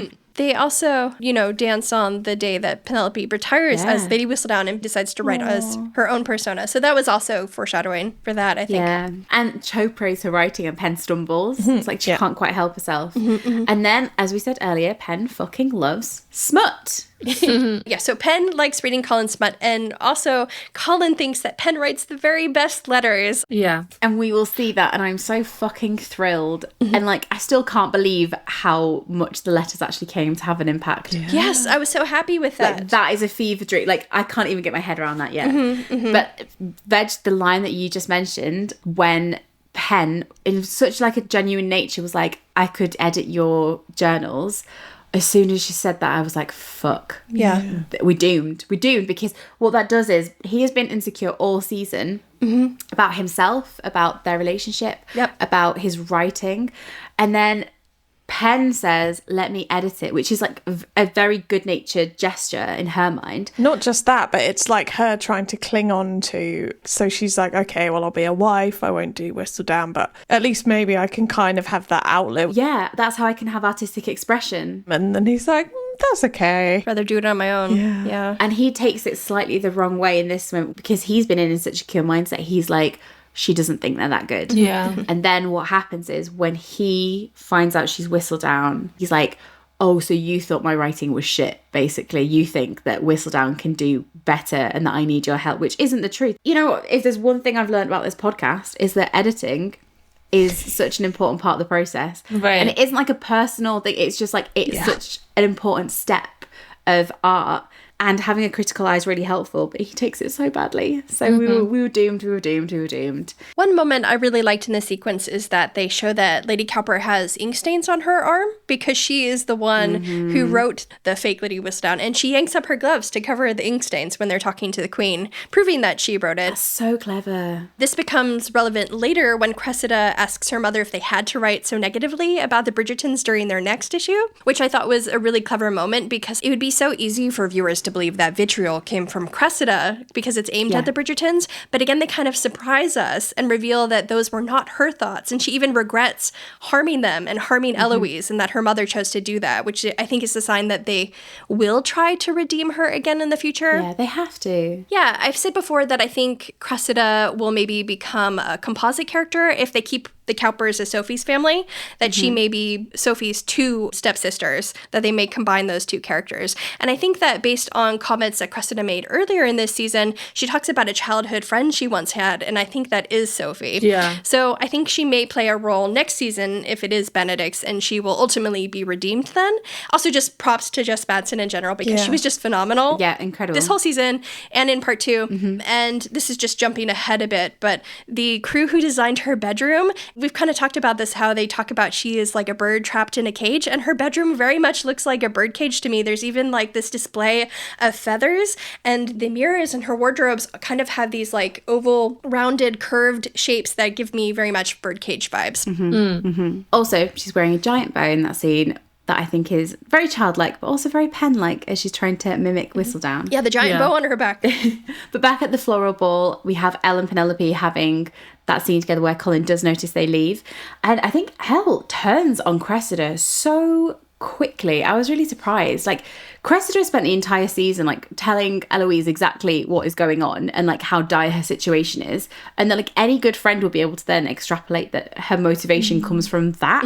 Yeah. But because Elle just hasn't been paying attention, she sees Cressida as a monster and a viper. Yeah. And I can tell that she's panicked about what Cressida's going to do now that she's pissed her off. And Penn finally gets the opportunity, which I'm so glad about. Penn finally gets the opportunity to explain Whistledown to Eloise, which has been so missing, where she says that it was the only way she could have a voice. Right. And Penn reflects that she should have been using her column to give a voice to the other voiceless. Yep. Yeah. Setting up how she later decides to redirect Lady Whistledown and use her column in the future to do just that, to give voice to the voiceless. But we haven't got time for that because she's going to go immediately write an issue, and you know what's going to happen. We all knew it was coming. How did you feel, guys, when Irish maid Penn, confident as anything, turned around and Colin was there?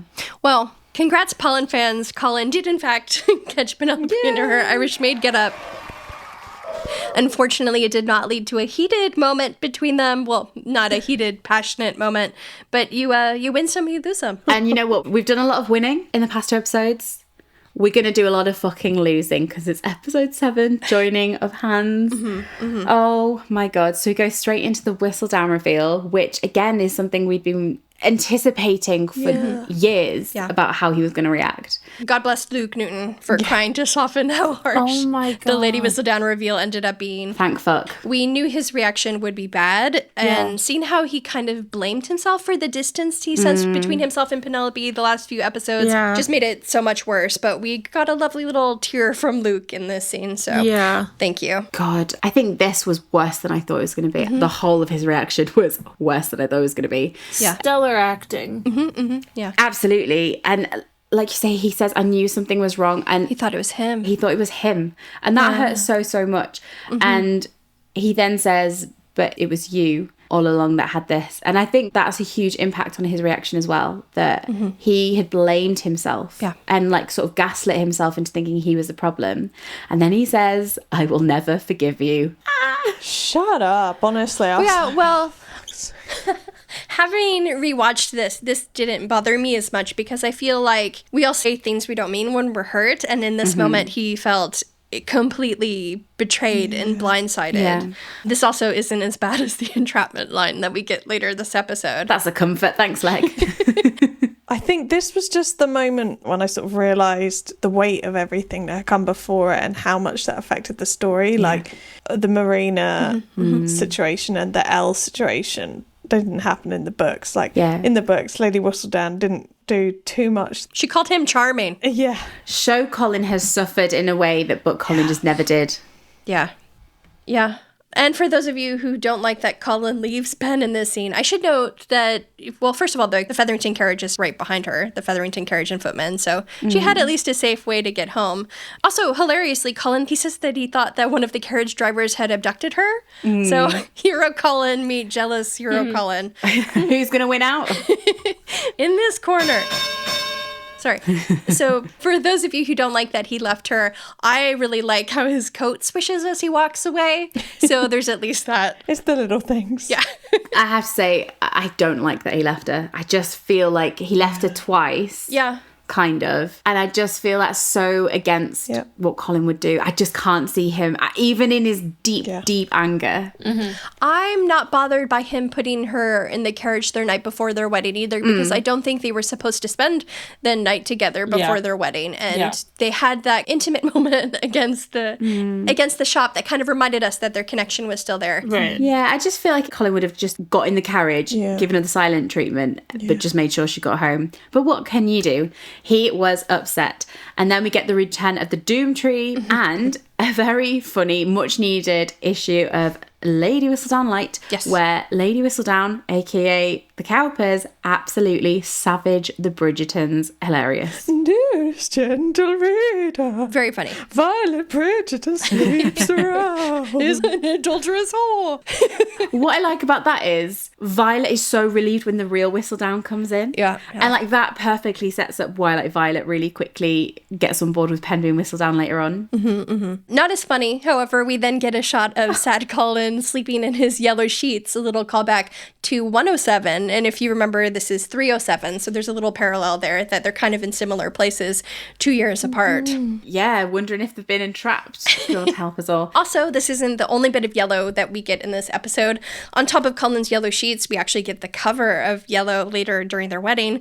But then we also have what we initially thought was Pen's multicolored yellow shawl of deception as she's on the promenade with Portia. In reality, it turned out to be her yellow shawl of betrayal because her deception had, in fact, been exposed at this point. Kill us. And yeah, then there's a scene that follows where Elle is like, I'd love to help you out here, Pen. I'm just not going to. I'm like, oh. Yeah, this was hard for me to watch. I feel like before we started getting more hints that Ben was possibly next season, this was a moment where I thought they might be setting up Elle because she really doesn't come across very well. She's kind of hinting that her character still had some growing to do. Just the way she even lets go of Pen's hand was just so painful after we've had these earlier moments where she seemed to be coming around. Yeah. But I think what was interesting about Pen in that moment is, and the whole of it actually is that I think she kind of like takes accountability for the situation they're in as well. She does, yeah. Which is, I think, a real moment of growth for her as a character. But it felt very mature the way she handled all of it. Like, when Colin is really, really angry, it will be so easy for her to like scream and shout and cry. And she endures it. And I think she's just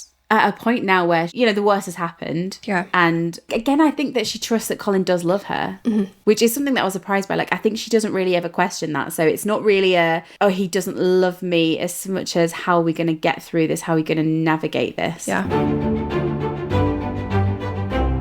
As Pen's misery train continues chugging along with us all on board, we hear Colin tell Elle she's uncommonly lucky never to have experienced love. What a backhanded compliment, Colin. Yeah. Oh, God. I'm sure he'll come round, but not in the scene where he and Pen inspect the wedding breakfast venue with their Mars. How fucking depressing is that? Before we get into the entrapment comment that we've been talking about all episode, I have to say I really love Pen's dress here. She reminded me of like a sad rainbow fish. That's the perfect way to explain it. It's like so perfectly encapsulating sad rainbow fish, Pen, as you are henceforth forever be known. Yeah. So the mamas have figured out that there's some distance between them, so Colin's sort of putting on appearances. And of course, now I think what I would have liked for Pen to have offered to call off the engagement. Because I feel like, I know we get that eventually with the annulment. This would have been a better place for it. Yeah, I do think that. Because then we would have had Colin refuse as well, and that would have kind of added a little bit of niceness. Yeah, like, if you just changed it to, do you want me to call off the engagement, would have put more sort of agency onto Penn in that moment, rather than her being like, are you going to call off the engagement? It would have just sort of made it a little bit more balanced, I think. And then, like you say, to give him that opportunity of being like, obviously not, that's obviously not what we're doing, I'm still mad at you. Yeah. I think the moment in this scene that is the most painful isn't even the entrapment line, because I think, like you said, that he is kind of lashing out at her, but it's the moment where she asks him to look at her and he refuses to do it. That is really cutting. I'm gonna have to sit with it so many more times and rewatch it and live with it a little bit more, because it's like, obviously he's hurting, but it's just so painful that she's like basically begging him to just look at her, like not even forgive her, just look at her, and he won't do it. I think it's like, this is like the bleakest moment we ever have, right? Yep. I know their post-marriage is bad and everything, but like, I feel like this is just so bleak. I think what's hard for fans is to like find Colin in this moment, is to find the Colin that we know and that we love within such a dark scene for him. But I think what's happening is Violet told him in episode 4, like, you know, you've been putting up your armor for such a long time and that's going to set. And I think he's so deeply, profoundly hurt and betrayed. He's retreated into that. That it is a way that people deal with her. And I'm not saying it's a healthy way to deal with her, but I think it's a very realistic way, is that I know that when I'm deeply, deeply hurt, not to project, you can do the same thing where you put up a shield to cope with it. This is actually a really good point, because I believe in his conversation with Cressida in episode 8, he talks about on his travels, he hardened himself against others, against the world. And I feel like he returns with that persona. And I feel like he's doing that again here, where he's pretending that he doesn't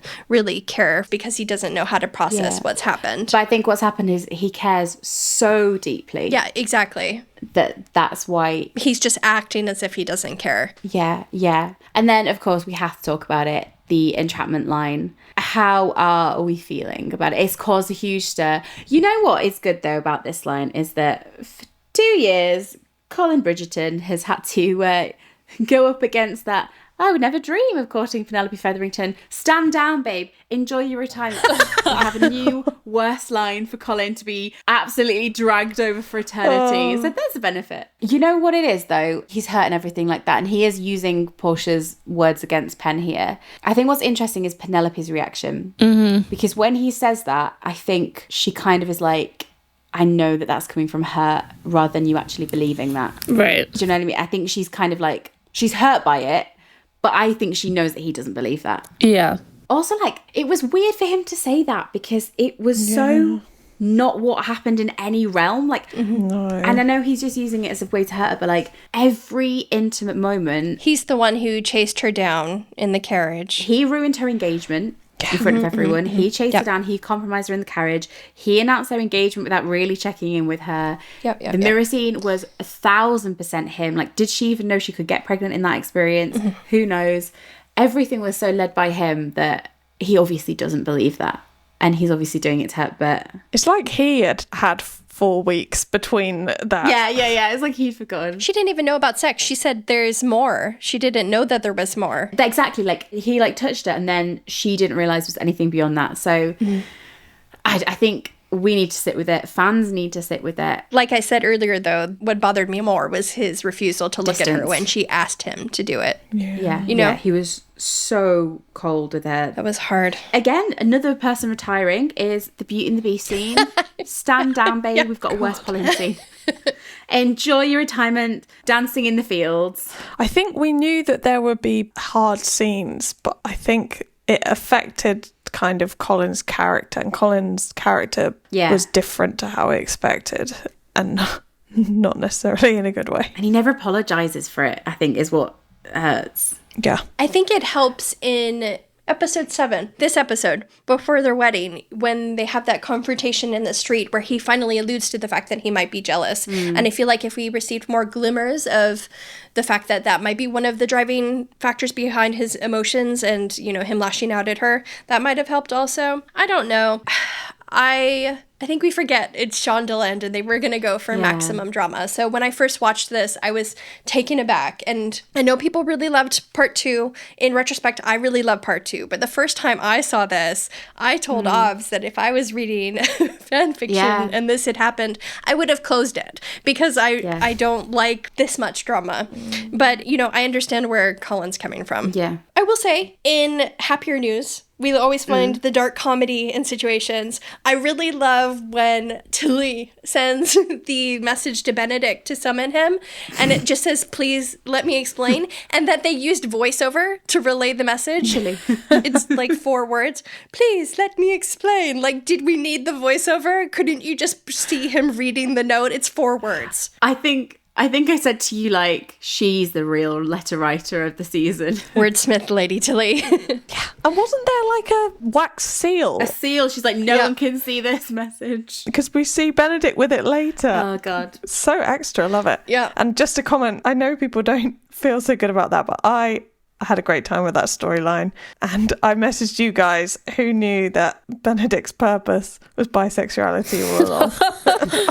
I thought he had more chemistry with Lucas Aurelio Paul than he did with Lady Tilly, actually. Yeah. That was hot. In retrospect, it's actually very funny because we didn't know who Lucas Aurelio was playing, but he released this video where he went to this like perfume maker and he was making this cologne for his character and he was describing him as kind of like mysterious and sexy. And in retrospect, it makes a lot of sense.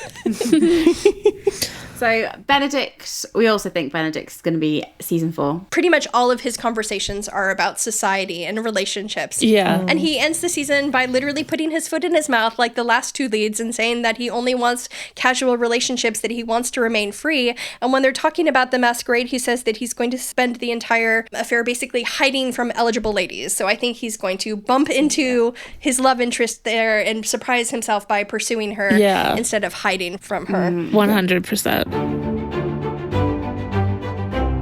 Obviously, we get another Jen and Pen moment, which is really lovely. So it was kind of cute. It was sort of like a hen do almost, a bachelorette party. Yeah, she's down in a few drinks.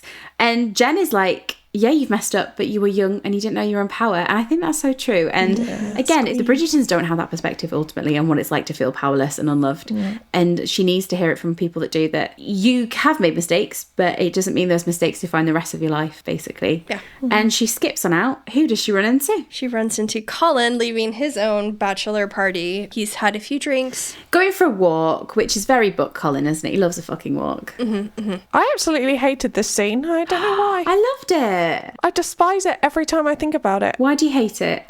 I don't know, it just felt so, I don't know, manufactured. Like, why are they bumping into each other on a street? Yeah, like in the one street in Mayfair. Why are they talking in a street? Why is no one around? Why are they making... I see what you're saying. Just can't reconcile with it. Very serendipitous that they bump into each other at the exact moment. I really like this scene. I felt like they were kind of building up to this confrontation where she kind of admits that, you know, this is the first time where she really admits that she loves him. Yeah. I feel like even more than the scene in the church. And that's all she really needs from him, starting that journey of helping him realize that she doesn't need anything but him to be himself. And his insecurity. And I love that she steps up. So she's on the same level as him. And then he steps up, so he regains his height over her and sort of the dynamics of the fight. But then he lifts her up. Well, yeah, he certainly fucking does. I wish that had been extended for like a few more seconds. There was like a few moments where I'm like, let this moment breathe a little bit before the little man on his horse trotted past.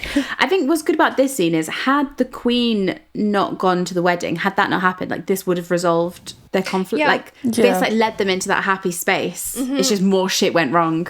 To me, when I was watching this the first time, the wedding felt like a moment of resolution, that they had overcome everything and they hadn't.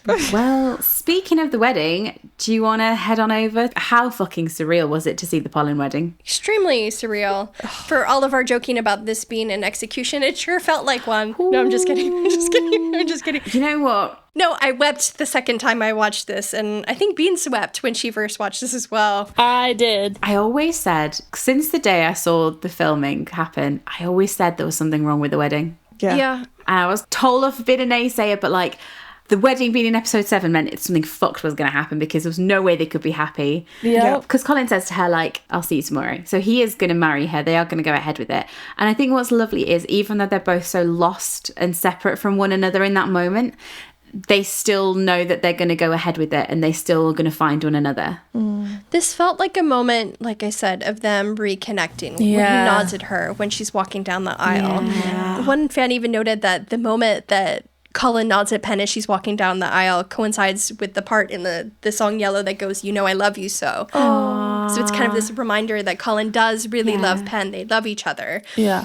I also loved learning after the fact that Nicola was the one who asked for all the redheads on her side of the family. That's so funny. Thanks for representing us. And again, justified that we had the crumbs of all the redheads. Yeah, we weren't crazy. We weren't crazy. Can I tell my little secret now? Yes. Okay. I happen to own, this is very exciting, a piece of this wedding. So the floral displays in Greenwich, they were packing them away, and I was walking past and there was this big bin, trash can of coffee cups and a couple of offcuts of flowers. That they were throwing away, to be fair. Yeah. And there was a security guard there, and I gestured, I was like, and he did not care. And so I got out a mini bouquet, and also you guys, because we posted them. Yep. I'm a proud owner of wedding flowers. She sent us each a flower. It's very kind of her. I have mine in a little glass frame. So we do all have a bit of Polin wedding. One really sweet moment during the wedding that I also really liked is the shot of them where they kind of reached for each other's hands after the ceremony. Yeah. Yeah. That was just gorgeous. Followed by the You Belong With Me dance. I really hoped that song would make it in and could not be happier. I also mentioned that I really wanted a healing dance, and this definitely felt like one. I adore that gorgeous shot at the end of the dance where the camera kind of pushes in on Polin as Colin is stroking Penn's face. Yeah. That's gorgeous. Yeah. And if you pay close attention, his head kind of dips as if he's going to kiss her just before they're interrupted by the queen. Right. Really, really love that. Yeah. This scene had the Pride and Prejudice moment, the dance, when you spin around and everyone in the room Disappears. is gone and it's just them sharing this moment. It's really sweet. And it was just beautiful. And we'd even talked, because the episode of Doctor Who that was Bridgerton themed had come out the week before. And I think we were a bit upset that we hadn't had that long of a dance scene from Polin in part one. And that happened when Jonathan Groff and the Doctor danced. And I remember I was grumpy. I was like, this is what we could have. And then we got that. Yeah. And it was Pride and Prejudice. It was beautiful. Well, of course, Jack Murphy choreographed everything in that episode of Doctor Who. So Of course he did. Genius. I love that Doctor Who was like, how do we make a Bridgerton episode? Let's just hire the crew. It's I love that. It's yeah, good idea. Little side note about the decor here. Obviously is especially fond of those little castle cakes that you can see on a table.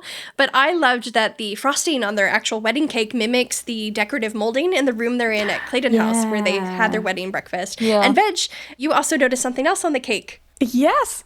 Swans.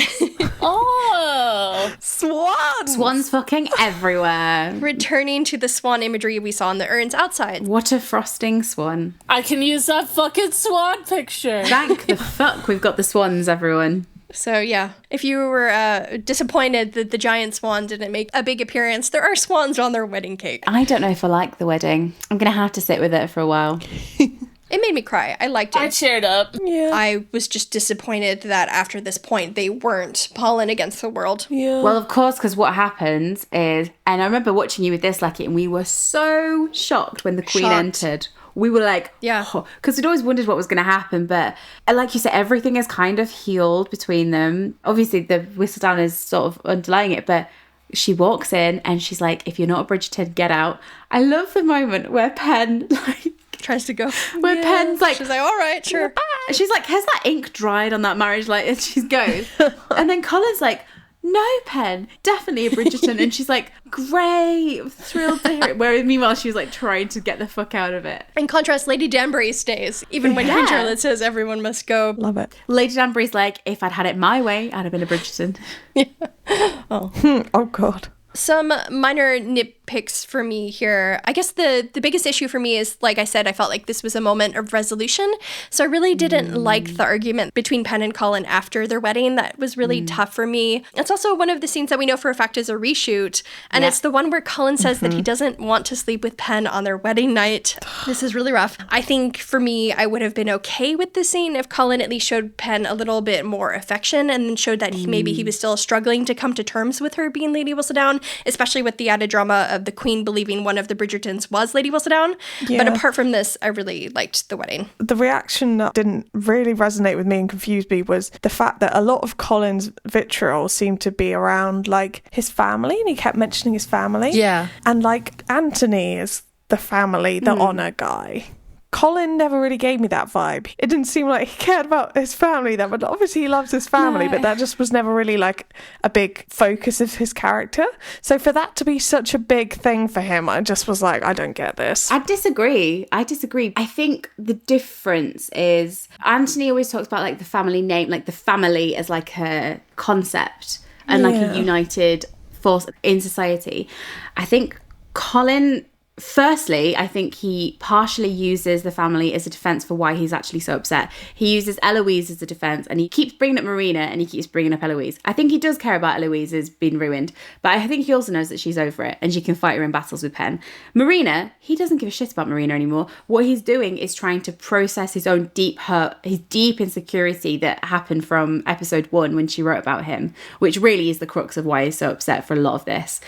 He uses that as like a cover. It's like easier for him to say, I'm upset about this because of these reasons, rather than me having to sit and unpack the fact that I'm jealous of you and you've really, really hurt me. But with the family thing, I think it goes back to what Violet said in episode 4, where Colin really cares about other people being hurt. We see it throughout the whole show, I mean, where he's like, he notices when Daphne's upset and he doesn't like that. He notices when he's upset his mum. He notices when there's something wrong with Benedict. There's a moment in episode 8 where Eloise comes to him and she says, you know the family's going to be okay. And like she knows that that's what's bothering him. That not them as like as a name like Bridgerton, but them as like individuals. He's just so worried about people being hurt and trying to make things better because he wants to fix things for people and be useful. And he wants his own family and he knows that he isn't the leader of a family. But I know what you mean. It doesn't ring true because he's not being honest about why he's so upset.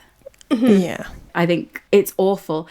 Never did we imagine... Like, you couldn't have written this to me and, like... Wouldn't have believed it. The idea that on their wedding night, he couldn't even stand to be near her is just... It's like, why did that happen on their wedding night? Oh my God, the fact that they will never get that back is awful to me. In his defense... I understand his anger, but I hate the timing of it. But they're also pointing out that this is kind of a healthy response for him that he is not sharing a marriage bed with her when he still hasn't come to grips with how he feels about this problem. Oh, I 100% agree. Yeah. But obviously we weren't expecting this. I understand his reaction and I understand the fact that he doesn't sleep with her. We'll get into that in a second, but I hate that they just got through it. This is their wedding. Yeah, for me, it was surprising that they came to this resolution and that I just really felt like, even with the inclusion of the Queen accusing one of the Bridgertons of being Lady Whistledown, I thought this would be a moment where they would finally start to be Polin against the world, working together to deal with the problem. And I was surprised that we didn't get that. Yeah, we didn't get that. No. I think what's frustrating is that, like, you retreat back where, like, he throws her out earlier in episode 7. And then you have this moment where they break through that and they have like this healing moment at the wedding. And then to go back to that, his reaction to the Queen is to freeze her out again. And you're like, oh, we've just been through this. Yeah, exactly. And it doesn't feel very Colin, which I think is what a lot of people are struggling with. No, not at all. This is like Colin, my wife, Bridgerton, who like wanted to get married so much. And the fact that their wedding day will always be like marred by this is just so sad. Yeah, this should have been maybe more of a turning point for him where they were united finally. Yeah, in my opinion. Yeah, just to move things along, because we've been talking for quite a bit. At the end of this episode, Cressida, well, first of all, she tries to run away, which is kind of a parallel with Lady Danbury's storyline, where she mentions to her brother that she tried to run away. So she tries to run away and she's going to collect money from the fake Lady Whistledown that she put out so she could use that to maybe provide for herself. What I didn't like is that the answer about who Lady Whistledown was kind of falls into her lap a a little too easily. Yeah. Yeah. I would have liked if, like, in the book, she kind of had made more connections, because we do see that she is clever in her own way. But the thing that bothered me the most is that the printer actually gives her the wrong information. He says that he's heard that Lady Whistledown is a redhead, but Penelope poses as Lady Whistledown's maid, not Lady Whistledown herself. So the printer should not have known that Lady Whistledown was a redhead. So even if they wanted to include this, I feel like they should have pointed out that it was the maid, and that could still have gotten, you know, Cressida's gears going in figuring out who it was. But anyway, that was just a minor quibble. I think the main printer knows that she's Whistledown, though, doesn't he? Because they like had a moment where he was like, anything for Whistledown, and like Penn kind of like looked at him Yeah, I like. suppose. But I think Cressida should have figured it out herself. Yeah. I think Colin could have figured it out himself before he got to her, and I think Cressida should have figured it out. Just you know, different forms and different expressions of intelligence. But guys, happy wedding night. Yay. You know what? For everyone who always said, oh, I'd love to see Penn and Colin's wedding, I hope you had a nice cake slice. I hope that was delicious, because, you know, didn't fucking get cake that night. Poor Penn. Episode 8, Into the Light. Shall we go? So we open with Tragedy Colin. Tragedy Colin. Penelope's outfit at the beginning of this episode, and later on as she readies for bed, also looks kind of similar to the dress that she wears in Colin's dream, because this time she actually is wearing a robe over a nightgown. She looks super hot. Beautiful, yeah. She does. And he's so dramatic, because everyone's like, surely your house has so many bedrooms. Why are you sleeping outside the sofa? Oh, yeah. It's because he does want to be near to her, but he doesn't know how to be. I also feel like her wearing that outfit that's kind of reminiscent of the dream is showing that she does, like, tempt him. He is resisting her and his dreams. Yeah. Well, we got an even more obvious with that later. Yeah. Which we come back to, don't we? But absolutely fucking dire. Like, that's the only way I can sum up that. Who would have thought it? Who would have thought morning after their marriage? He just left on the sofa. So Cressida goes to see Penelope and informs her that she is going to blackmail her. And, you know, Portia comes in and they decide to go see Colin and reveal the truth to him. I love that moment where Cressida is like, let's put it to the test then. And she just turns around. I love when someone like follows through with a threat and it's like, here's a bomb, boom. Yeah. And she goes like, I thought that was so well done. So yeah, Portia and Penelope go to see Colin. Portia's not really supportive of Penelope's decision, but goes with her anyway. Penn doesn't want to lie anymore. She does not want to lie anymore. Growth. Yeah. So she informs Colin and Eloise of the blackmail. Portia is surprised to learn that they both know that Penn is Lady Whistledown. Yeah, I loved that moment. But this is where Colin delivers the line. I think I had the most problem with this season, but I just find it hard to believe that Colin, a character that we've been told respects women and the strong women in his family, would dismiss his wife and say that it is not up to her what we do to handle the situation. This is a part that I really didn't like, because I don't think that Colin needed to act this way or say something like this in order to eventually become a supportive husband. Right. I feel like he could still have problems with Penelope being Lady Whistledown or even deciding to take charge in this situation, but I don't think he would have been so dismissive of her. Yeah. It should have had a more hero Colin vibe about it. Yeah. Yeah, but I think it comes from, and it's briefly, very briefly discussed when he meets Cressida. I think it comes from a place of jealousy. Yeah. He's trying to shut her down and saying all this unnecessary shit because he's inherently jealous of her talent. And he like wants to prove that he can do it without Whistledown, but then he obviously fucks it up. Right. Yeah, I just feel like he could have portrayed his jealousy without being so dismissive of her. Yeah. Because he's never really treated any of the women in his life like that, and to treat Penelope, his wife, like that, His wife. it seemed a little bit out of character to me. I mean, it's not acceptable. It's just an explanation for why his behavior is such. You know, it's kind of one of those things, too, where there is this underlying tone, we've talked about it before, where we always hurt the ones that we love the most. Yeah. We shouldn't. Yeah. But the reason we do it is because we know that they love us regardless of those reasons. Yeah. It's not a healthy mindset to have, and we should always aim for being respectful to even the people that we love as well. But it does happen in moments of weakness. Yeah, I would just say, like we said at the beginning of this episode, if I was going to make any minor tweaks, I would just cut that one line. Yeah. Because I feel like him taking charge without maybe consulting Penelope, that's kind of fine. Yeah. But him saying it is not up to you what we decide to do. It also might have been fear as well. Like, Colin is very obviously still in love with Penelope, and now there is this inherent threat to her well-being as well. And so it's coming from this place of, like... I get that, but I think it could have been put across better to the audience. Yeah. I just feel like they could have portrayed that without this one line. Like, they could have included the same scene without that one line. Yeah. Like, when we're watching it, I said to you, do you know when he's like, you don't get a say in this? I honestly thought that Pen was going to have the line from the carriage where she's like, oh, it's my turn to speak. Yeah. Like, I honestly just thought that's exactly where it was going. And I was like, oh, great, we're about to get that line where she's like, actually, I won't be silenced. I think the issue I have with this scene is that a character can do something and you're like, oh, I didn't expect them to do that, but it still feels like the character doing it. Do you know what I mean? Yeah. Right. Yeah. I think this felt like a moment where like it just wasn't Colin. Yeah, exactly. Yeah. And I think that's the difference, is there are little moments in part 2 where it isn't like, oh, we're seeing Colin in an extreme and I don't like Colin in an extreme, or like, it's like that just doesn't even feel like something he would do even in an extreme situation, which I think is why it takes a lot of rewatches to really understand his process, that he is still really hurt. Also, Luke has spoken specifically about this sequence and the Cressida sequence where hero Colin is activated and he like kind of gets off a little bit on like having a purpose again, and you can see him being like, they're not going to sully our name and they're not going to sully my wife's name. Like, he says like, no one's going to blackmail my wife, and it's like, oh, it's like that could sound romantic, but he obviously doesn't mean it in a romantic way. He's doing it in like a I get to go and fix this. I actually really like that you pointed that out, because he says that he makes the situation worse. And obviously he does that with Cressida. But I guess here he's also making the situation worse in that he's creating a bigger divide between himself and Penelope by completely dismissing her. Yeah, interesting. I'm sure we'll have more to say on it after a few rewatches. I will say, it is very funny, everyone's reactions when Penelope admits how much money she's earned. Fucking loaded. That she can, in fact, pay off Cressida. That's great. And my favorite part is when you see Portia's reaction, and you can't help but think that she's like, we're eating potatoes for months, Penelope. Like, Yeah. Yeah. all this money. Yeah.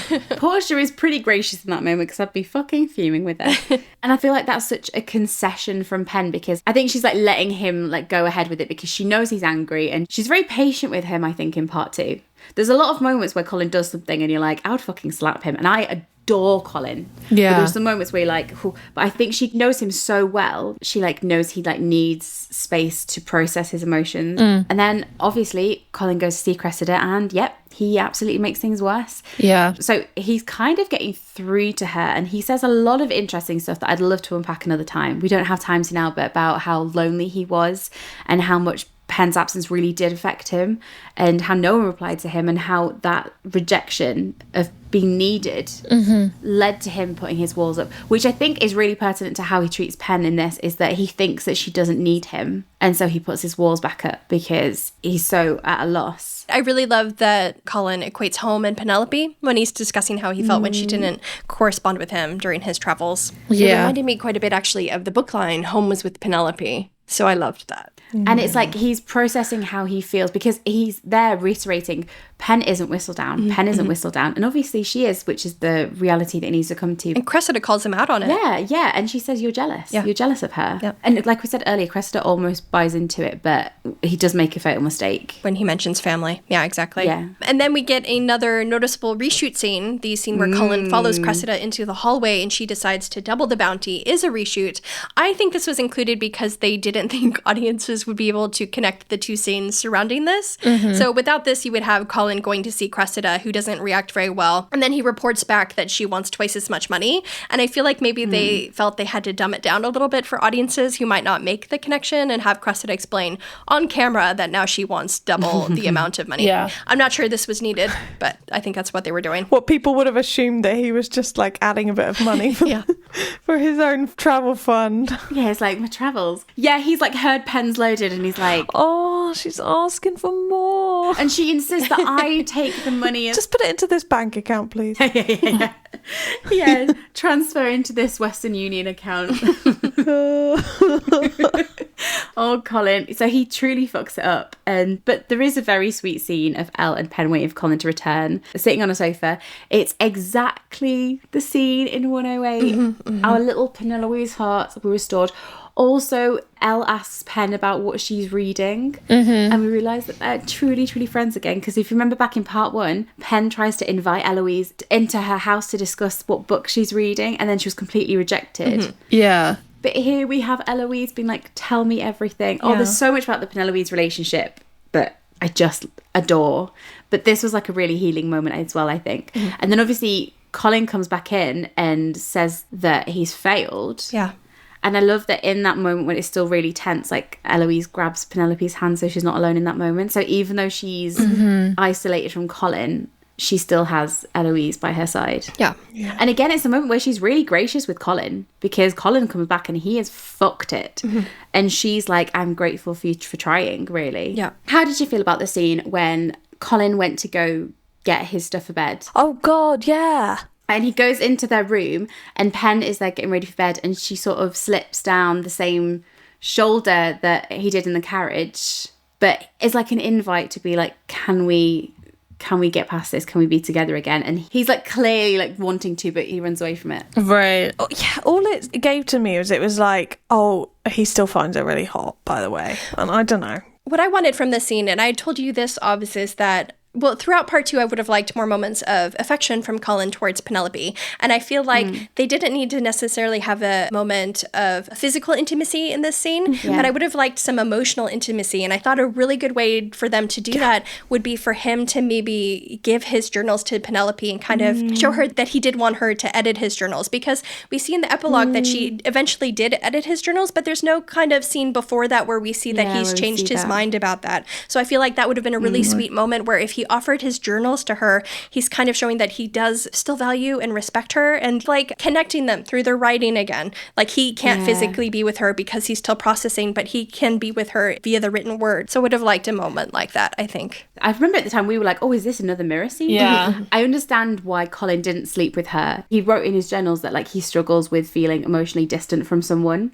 during intimate moments. Like that was such a big part of him, and that when he was with Penelope, even from the first kiss, he was so able to be present in that because of the connection he felt to her. And in this moment, he feels completely emotionally distant from her. Yeah. So it makes sense that he wouldn't be able to sleep with her or anything in that moment, because it wouldn't feel right to him and he wouldn't be comfortable. And obviously that's the most important part of like a sexual relationship, that you're both fully in that moment. But I agree that it was just like he really couldn't reach out to her, and that was so sad to see that no matter what, and she did try, but he just wasn't reaching out. And then I think is it the next morning when she like gets up and she's like, it's just before Francesca's wedding, when she's like, I'm just gonna go. And this thing, like, she doesn't like wallow in it either. She's like, she accepts it. You know, life needs to go on. But the thing is, like you said, I don't think they needed to have a physical moment. I don't think they needed to have sex, but I would have liked if there was a moment where he just reminded her that he did care about her, just in some small way, like maybe giving her his journals, like I said. But Beans has to go. Yeah. Bye, Beans. We love you. Bye. Before the Fron wedding, we have that scene of Cullen basically finding Penelope's old letters when he's pulling his journal out of the drawer. And I really love that in the end, it is her letters that bring him back to her. We've always been so in love with Polin's love letters and how the letters connected them over the years. So I really love that the letters are what bring him back to her. Some fans have also pointed out that the letter is addressed to France, but we know that Penn didn't write to him during his last journey. And I believe the letter also mentions Eloise as well. Yeah. And they obviously weren't speaking at the time. So this is either a glitch or you can assume it's an older letter. Like, I never, ever, ever thought the letters would come back in such a huge way. Like, they're the whole linchpin of the resolution. Yep. I never would have thought. It still feels a bit surreal, to be honest, that, like, that is what brings him back. Yeah. I think once, even before the synopsis came out a couple of years ago, I think we wondered if Colin's letters to Penelope would bring Penelope back to Colin. Yeah, exactly. So that she'd like read his letters and see that he always had affection for her, he always missed her, he always loved her in some capacity. But actually it's the opposite, where he reads her letters to find her, and then to not only find Penelope again, but to find Whistledown again, and to reconcile the fact that they're the same. And he's always been drawn to both of them. Yep. And he doesn't want her to compromise on one or the other.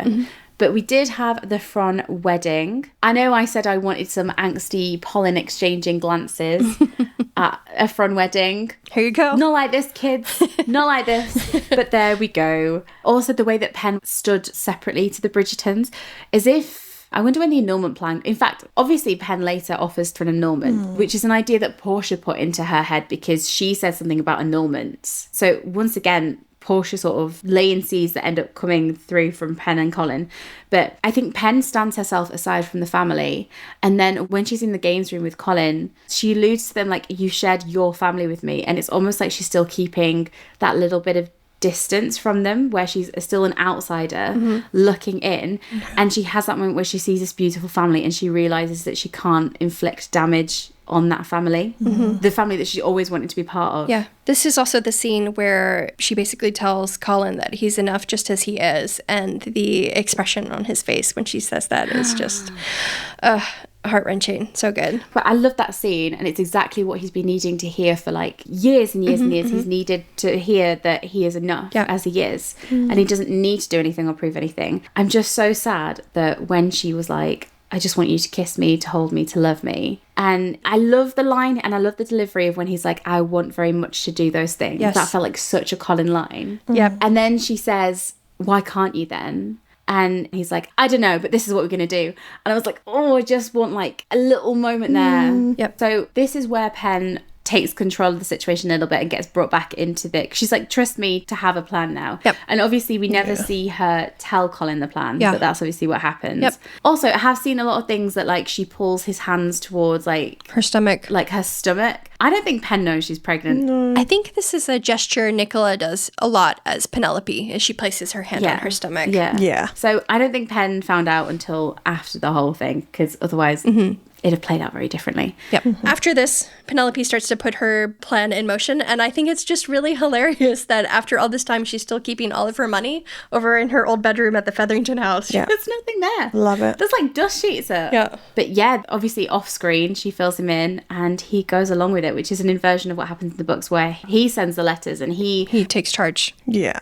takes charge. I do wish they had been in it more together. Yeah, I feel like I like the idea of him standing by the side as Penelope makes her speech at the final ball. He's supporting her, but letting her have her moment in the spotlight. But I feel like we could have seen them more working together to execute that plan. Yeah. It was good that it wasn't all him, I think, because there is a different dynamic in the show than in the book. It should have been both of them, though, I feel. Yeah, I wanted more reminders that they were partners, that it was Polin against the world as they were executing this one final plan. Like Penelope could have her final standoff with the queen alone and have Colin let her do that, let her decide that fate for herself. But I feel like he should have supported her along the way a bit more. Yeah. It felt like they were individuals at the end and only together at that last little moment where we do know he's in with the plan, because obviously she sends a letter to Violet and Colin obviously knows, and he's like there to guide Violet through her reaction. Yep. But I just wish we'd like seen them working together a bit more. And you can see what Pen writes on the letter to Violet a little bit, and she's like, I'm so sorry for bringing this into your family. And it's like, oh yeah. And we finally arrive at the final ball of Polin's season, which is the Bug Ball, which we thought was going to be in episode 7. Yeah. Ended up being episode 8, which meant that we'd seen quite a lot of this before the show would come out. Yep. Great. But the Dankworth-Finch ball, who could have dreamed it that would be our finale? Yeah. But absolutely here for it. And sadly, her dance card... Does he sign a dance card ever? He does not. Why would she have one if she's not a debutante? I think that they showed earlier in part 1 that even some of the married women had dance cards. But sadly, Polin's season has basically come to an end and her dance card remains unsigned, unfortunately. Wonderful. Well, you know what? Our bed's been unslept in as well. So things are still dying. It's weird because like, we didn't have like a check-in moment with them both before the ball. Like it felt like Pen was like... alone. Still very alone in this moment. Yeah. It did, didn't it? Which is great and empowering on one hand, but also tragic. And so obviously we have Pen enacting her big plan. The reveal, we didn't think she was going to be revealed to the Ton. But here we are. And the way she went about it was quite clever. I do wish she'd had more of like a face-off with the Queen, though. Like, I know it wouldn't have worked technically within the frame, but like, I'd love to know what that letter said to the Queen for a start. Yeah. And yeah, I feel like we didn't get that meeting of minds between the Queen and Whistledown on like that one-on-one basis. It was very staged and set up, which obviously is great, but I would have loved to have had like and maybe we'll get that in future seasons, right? Because she says, we're going to hold you accountable. Let's see what happens. They might clash in the future. I do like the moment of her coming in and pointing at her. I thought that was going to be her pointing at Cressida. So for that to be the reveal was surprising. Yeah. And she steps into the very harsh, strong light, like it's very starkly lit. Her voice goes really interesting. Her voice retreats back to a really young version. Yeah. And in one way, you could see that as Pen retreating back to her younger self in a very genuine way. In like, I actually was this girl who didn't really know her own power and everything. Being vulnerable. Yeah, I think it's an act, though. I think she's playing the game very carefully there. Maybe. I think when like her voice shakes and everything, I think that's Penelope deliberately orchestrating that moment to look like she's supplicating, to look like she's meek and mild, and to reinforce her words where I was so in awe of all of you. I think she's playing the game a little bit there in a really clever way because she's had time to think about how she's going to prepare herself. The script, like there's been an extract from this script actually released by, I think it was Variety, and you can see what each character meant to her. So as she's talking, it says she finds her mother gaining a bit more confidence. She finds Eloise and with her more strength. A glance at the Queen, at her sisters. Penelope finds Colin again, his eyes welling with pride and understanding. So even though he's absent from that moment with her in terms of standing physically by her side, he is still there supporting her. I just wish it had been a little bit more. Yeah. I don't know. I understand what this moment meant to Pen, but ultimately for me, it's Colin's story as much as it is hers. Well, I liked when she says that to honor one's weaknesses, that's about the time we get a shot of a teary-eyed Colin. And I feel like that has been very important part of his storyline, him accepting his weaknesses and finding strength in them. Like, for example, his kindness. Yeah. Okay, so how do we feel about the fact that the reveal happened? Because we didn't think it was going to. Firstly, the fact that it was revealed to the Ton at all, I think it could have been wrapped up. We could have solved the Bridgerton and the Queen issue by the Bridgertons and the Queen knowing, and she could have said to Cresta, if you reveal it to the Ton, I'll have you arrested or something like that, you know. And I thought it was hinted as well that the Queen and Pen would almost work together, and it just seemed odd that we didn't get that. They didn't even speak. So I didn't like that it happened. And I also didn't like how it happened because it was just such a bizarre thing that the Queen, it just didn't seem like something the Queen would do. And Pen standing up there doing this speech didn't seem in character for Pen. We didn't really see the Ton's reaction.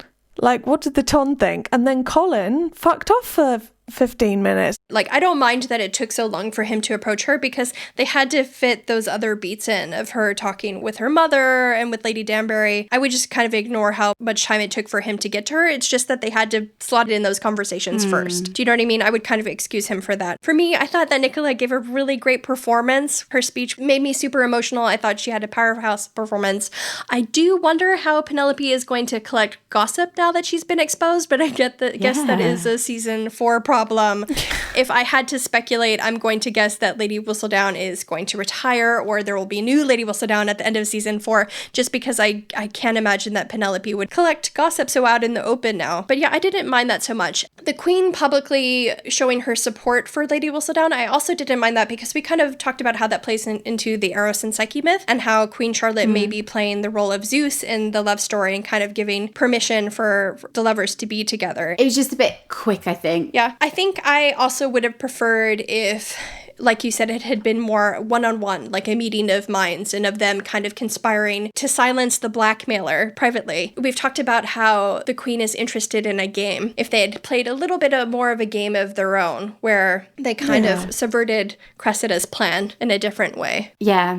I do think that Nicola gave a really strong performance. Yeah, of course. Overall, I think I'm not too bothered about her being revealed to the Ton, purely because she's still going to write. Had she stopped writing, I'd been really upset about it. But the fact that she does have a column, and it will be hard for her to put together, but ultimately, like, people always gossip. That's kind of what she says. And we might get Lord Whistledown now next season. Maybe he'll be the one collecting gossip for her. Well, in an interview, Nick and Newts have said that their house would be, for Pen and Colin, their house would be a hub of gossip.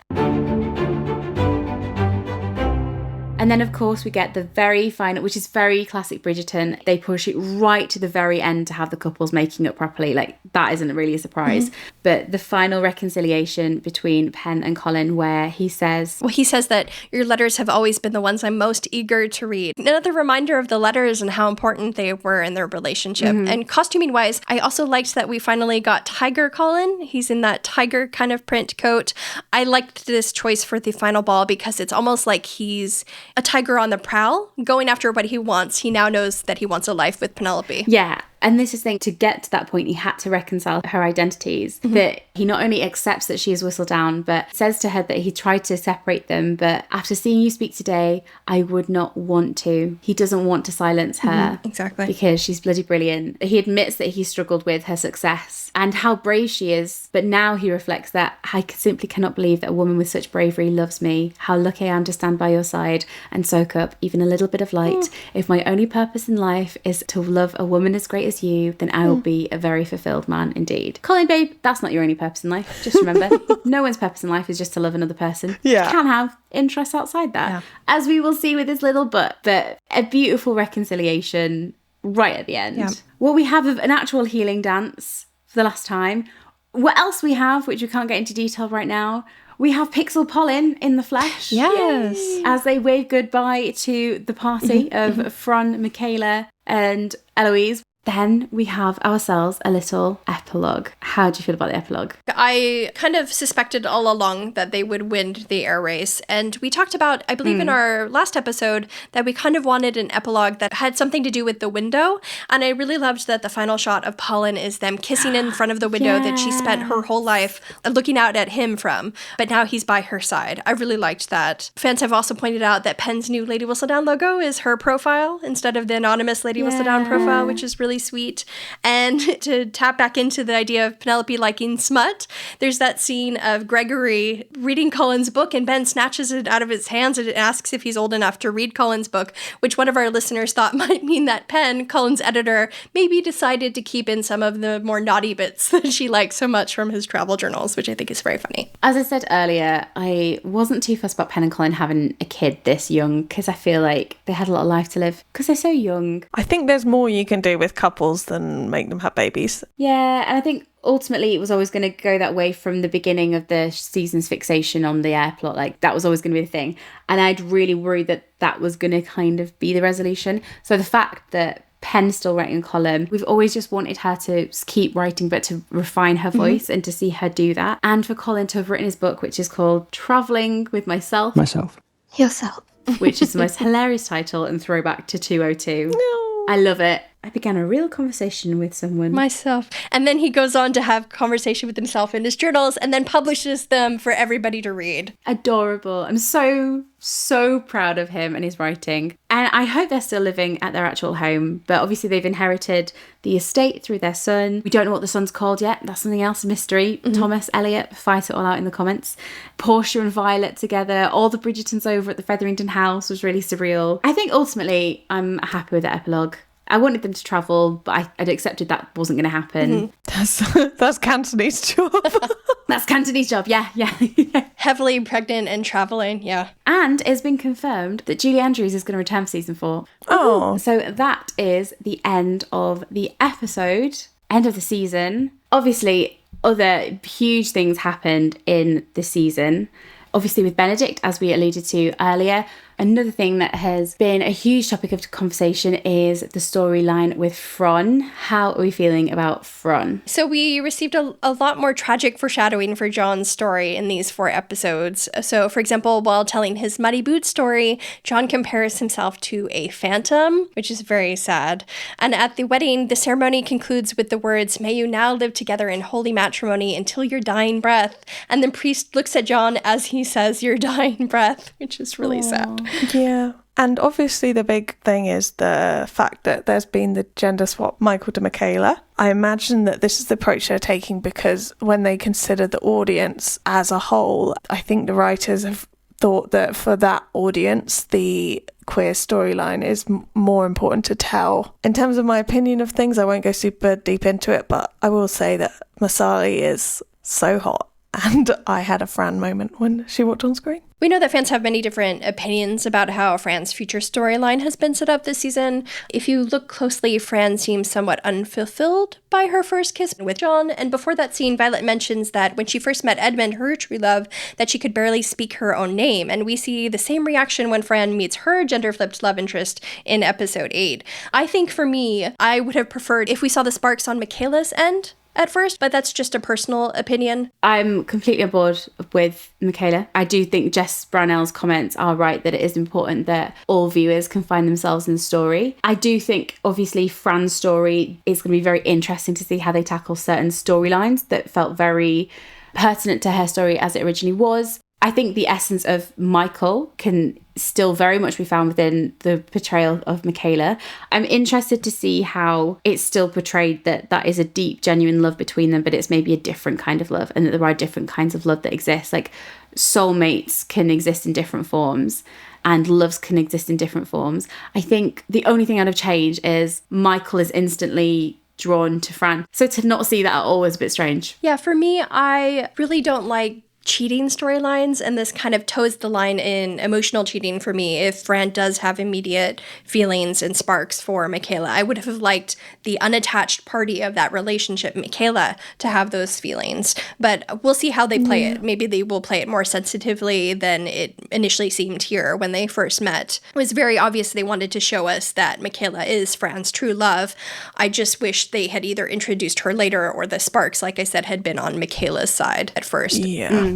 And it's a second chance love trope, so we didn't need Fran to be sad, like, after the kiss. Or not sad, but we didn't need her to be, like, disappointed after the kiss. Yeah. So my criticism about the first kiss is that Fran tells us all of part 1, basically all season long, that she is not looking for the kind of love that her mother and her siblings shared. She doesn't expect that for herself. So I just didn't feel like she should be so disappointed when she didn't have that moment of passion with John after their first kiss, because I don't think she should have been really expecting it. Yeah.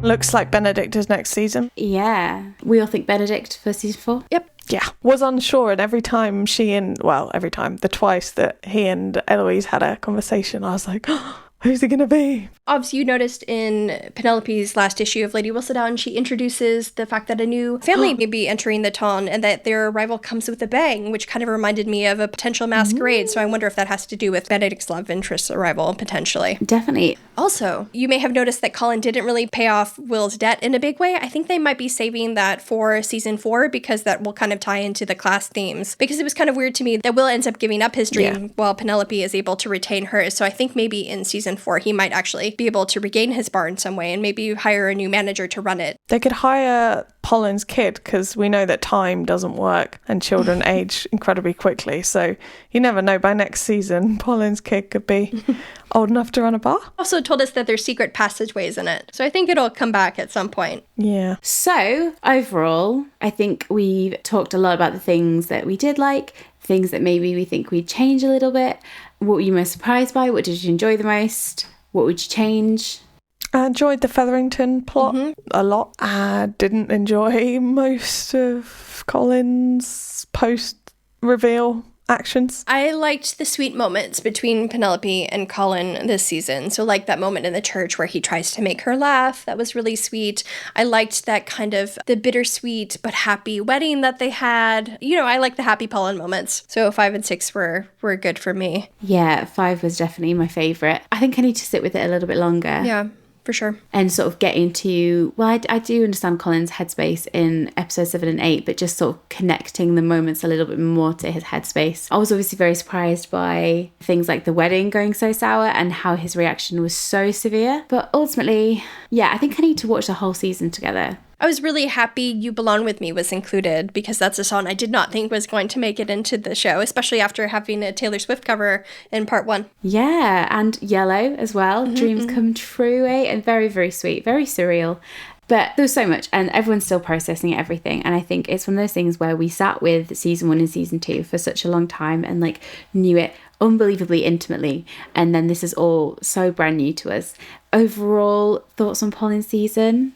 Nick and Newt gave amazing performances, and I adore them. And I I feel like the crew did such great work. I feel like the world looked so beautiful, and just like all the little touches they bring that make Bridgerton a reality are like so appreciated. I feel like it's been such a long journey and we're here, and it's very surreal for it to be over with this story. Yeah, I feel like the actual season itself is a whole gold mine or a ruby mine to dig into and to find so many moments. So I know it feels like it's all over, but we've just been given a feast and we've just looked at the feast. We haven't even like begun to sort of dig into it properly. I think that's kind of it. I feel like there's so much more that we could say that don't have time to say. And there's so many things that we don't even know we feel at the minute. So what I would say is take time with the season, enjoy it. This is what everyone has been waiting for. Live with it, enjoy what we've got. Write fanfics for the moments that you would change and entertain us all.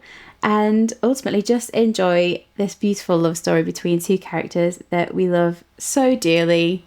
And it's been so surreal and beautiful to sort of watch their love story play out, for better or for worse. Where can everyone find us?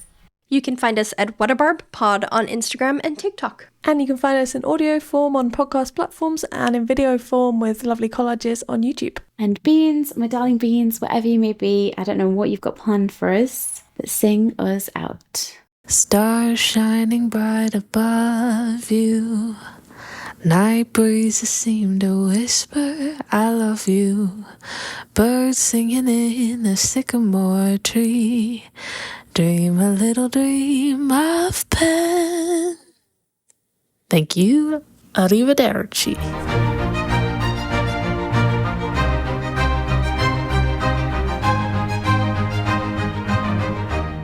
Das violin. Do do do do. Do do do do do do do.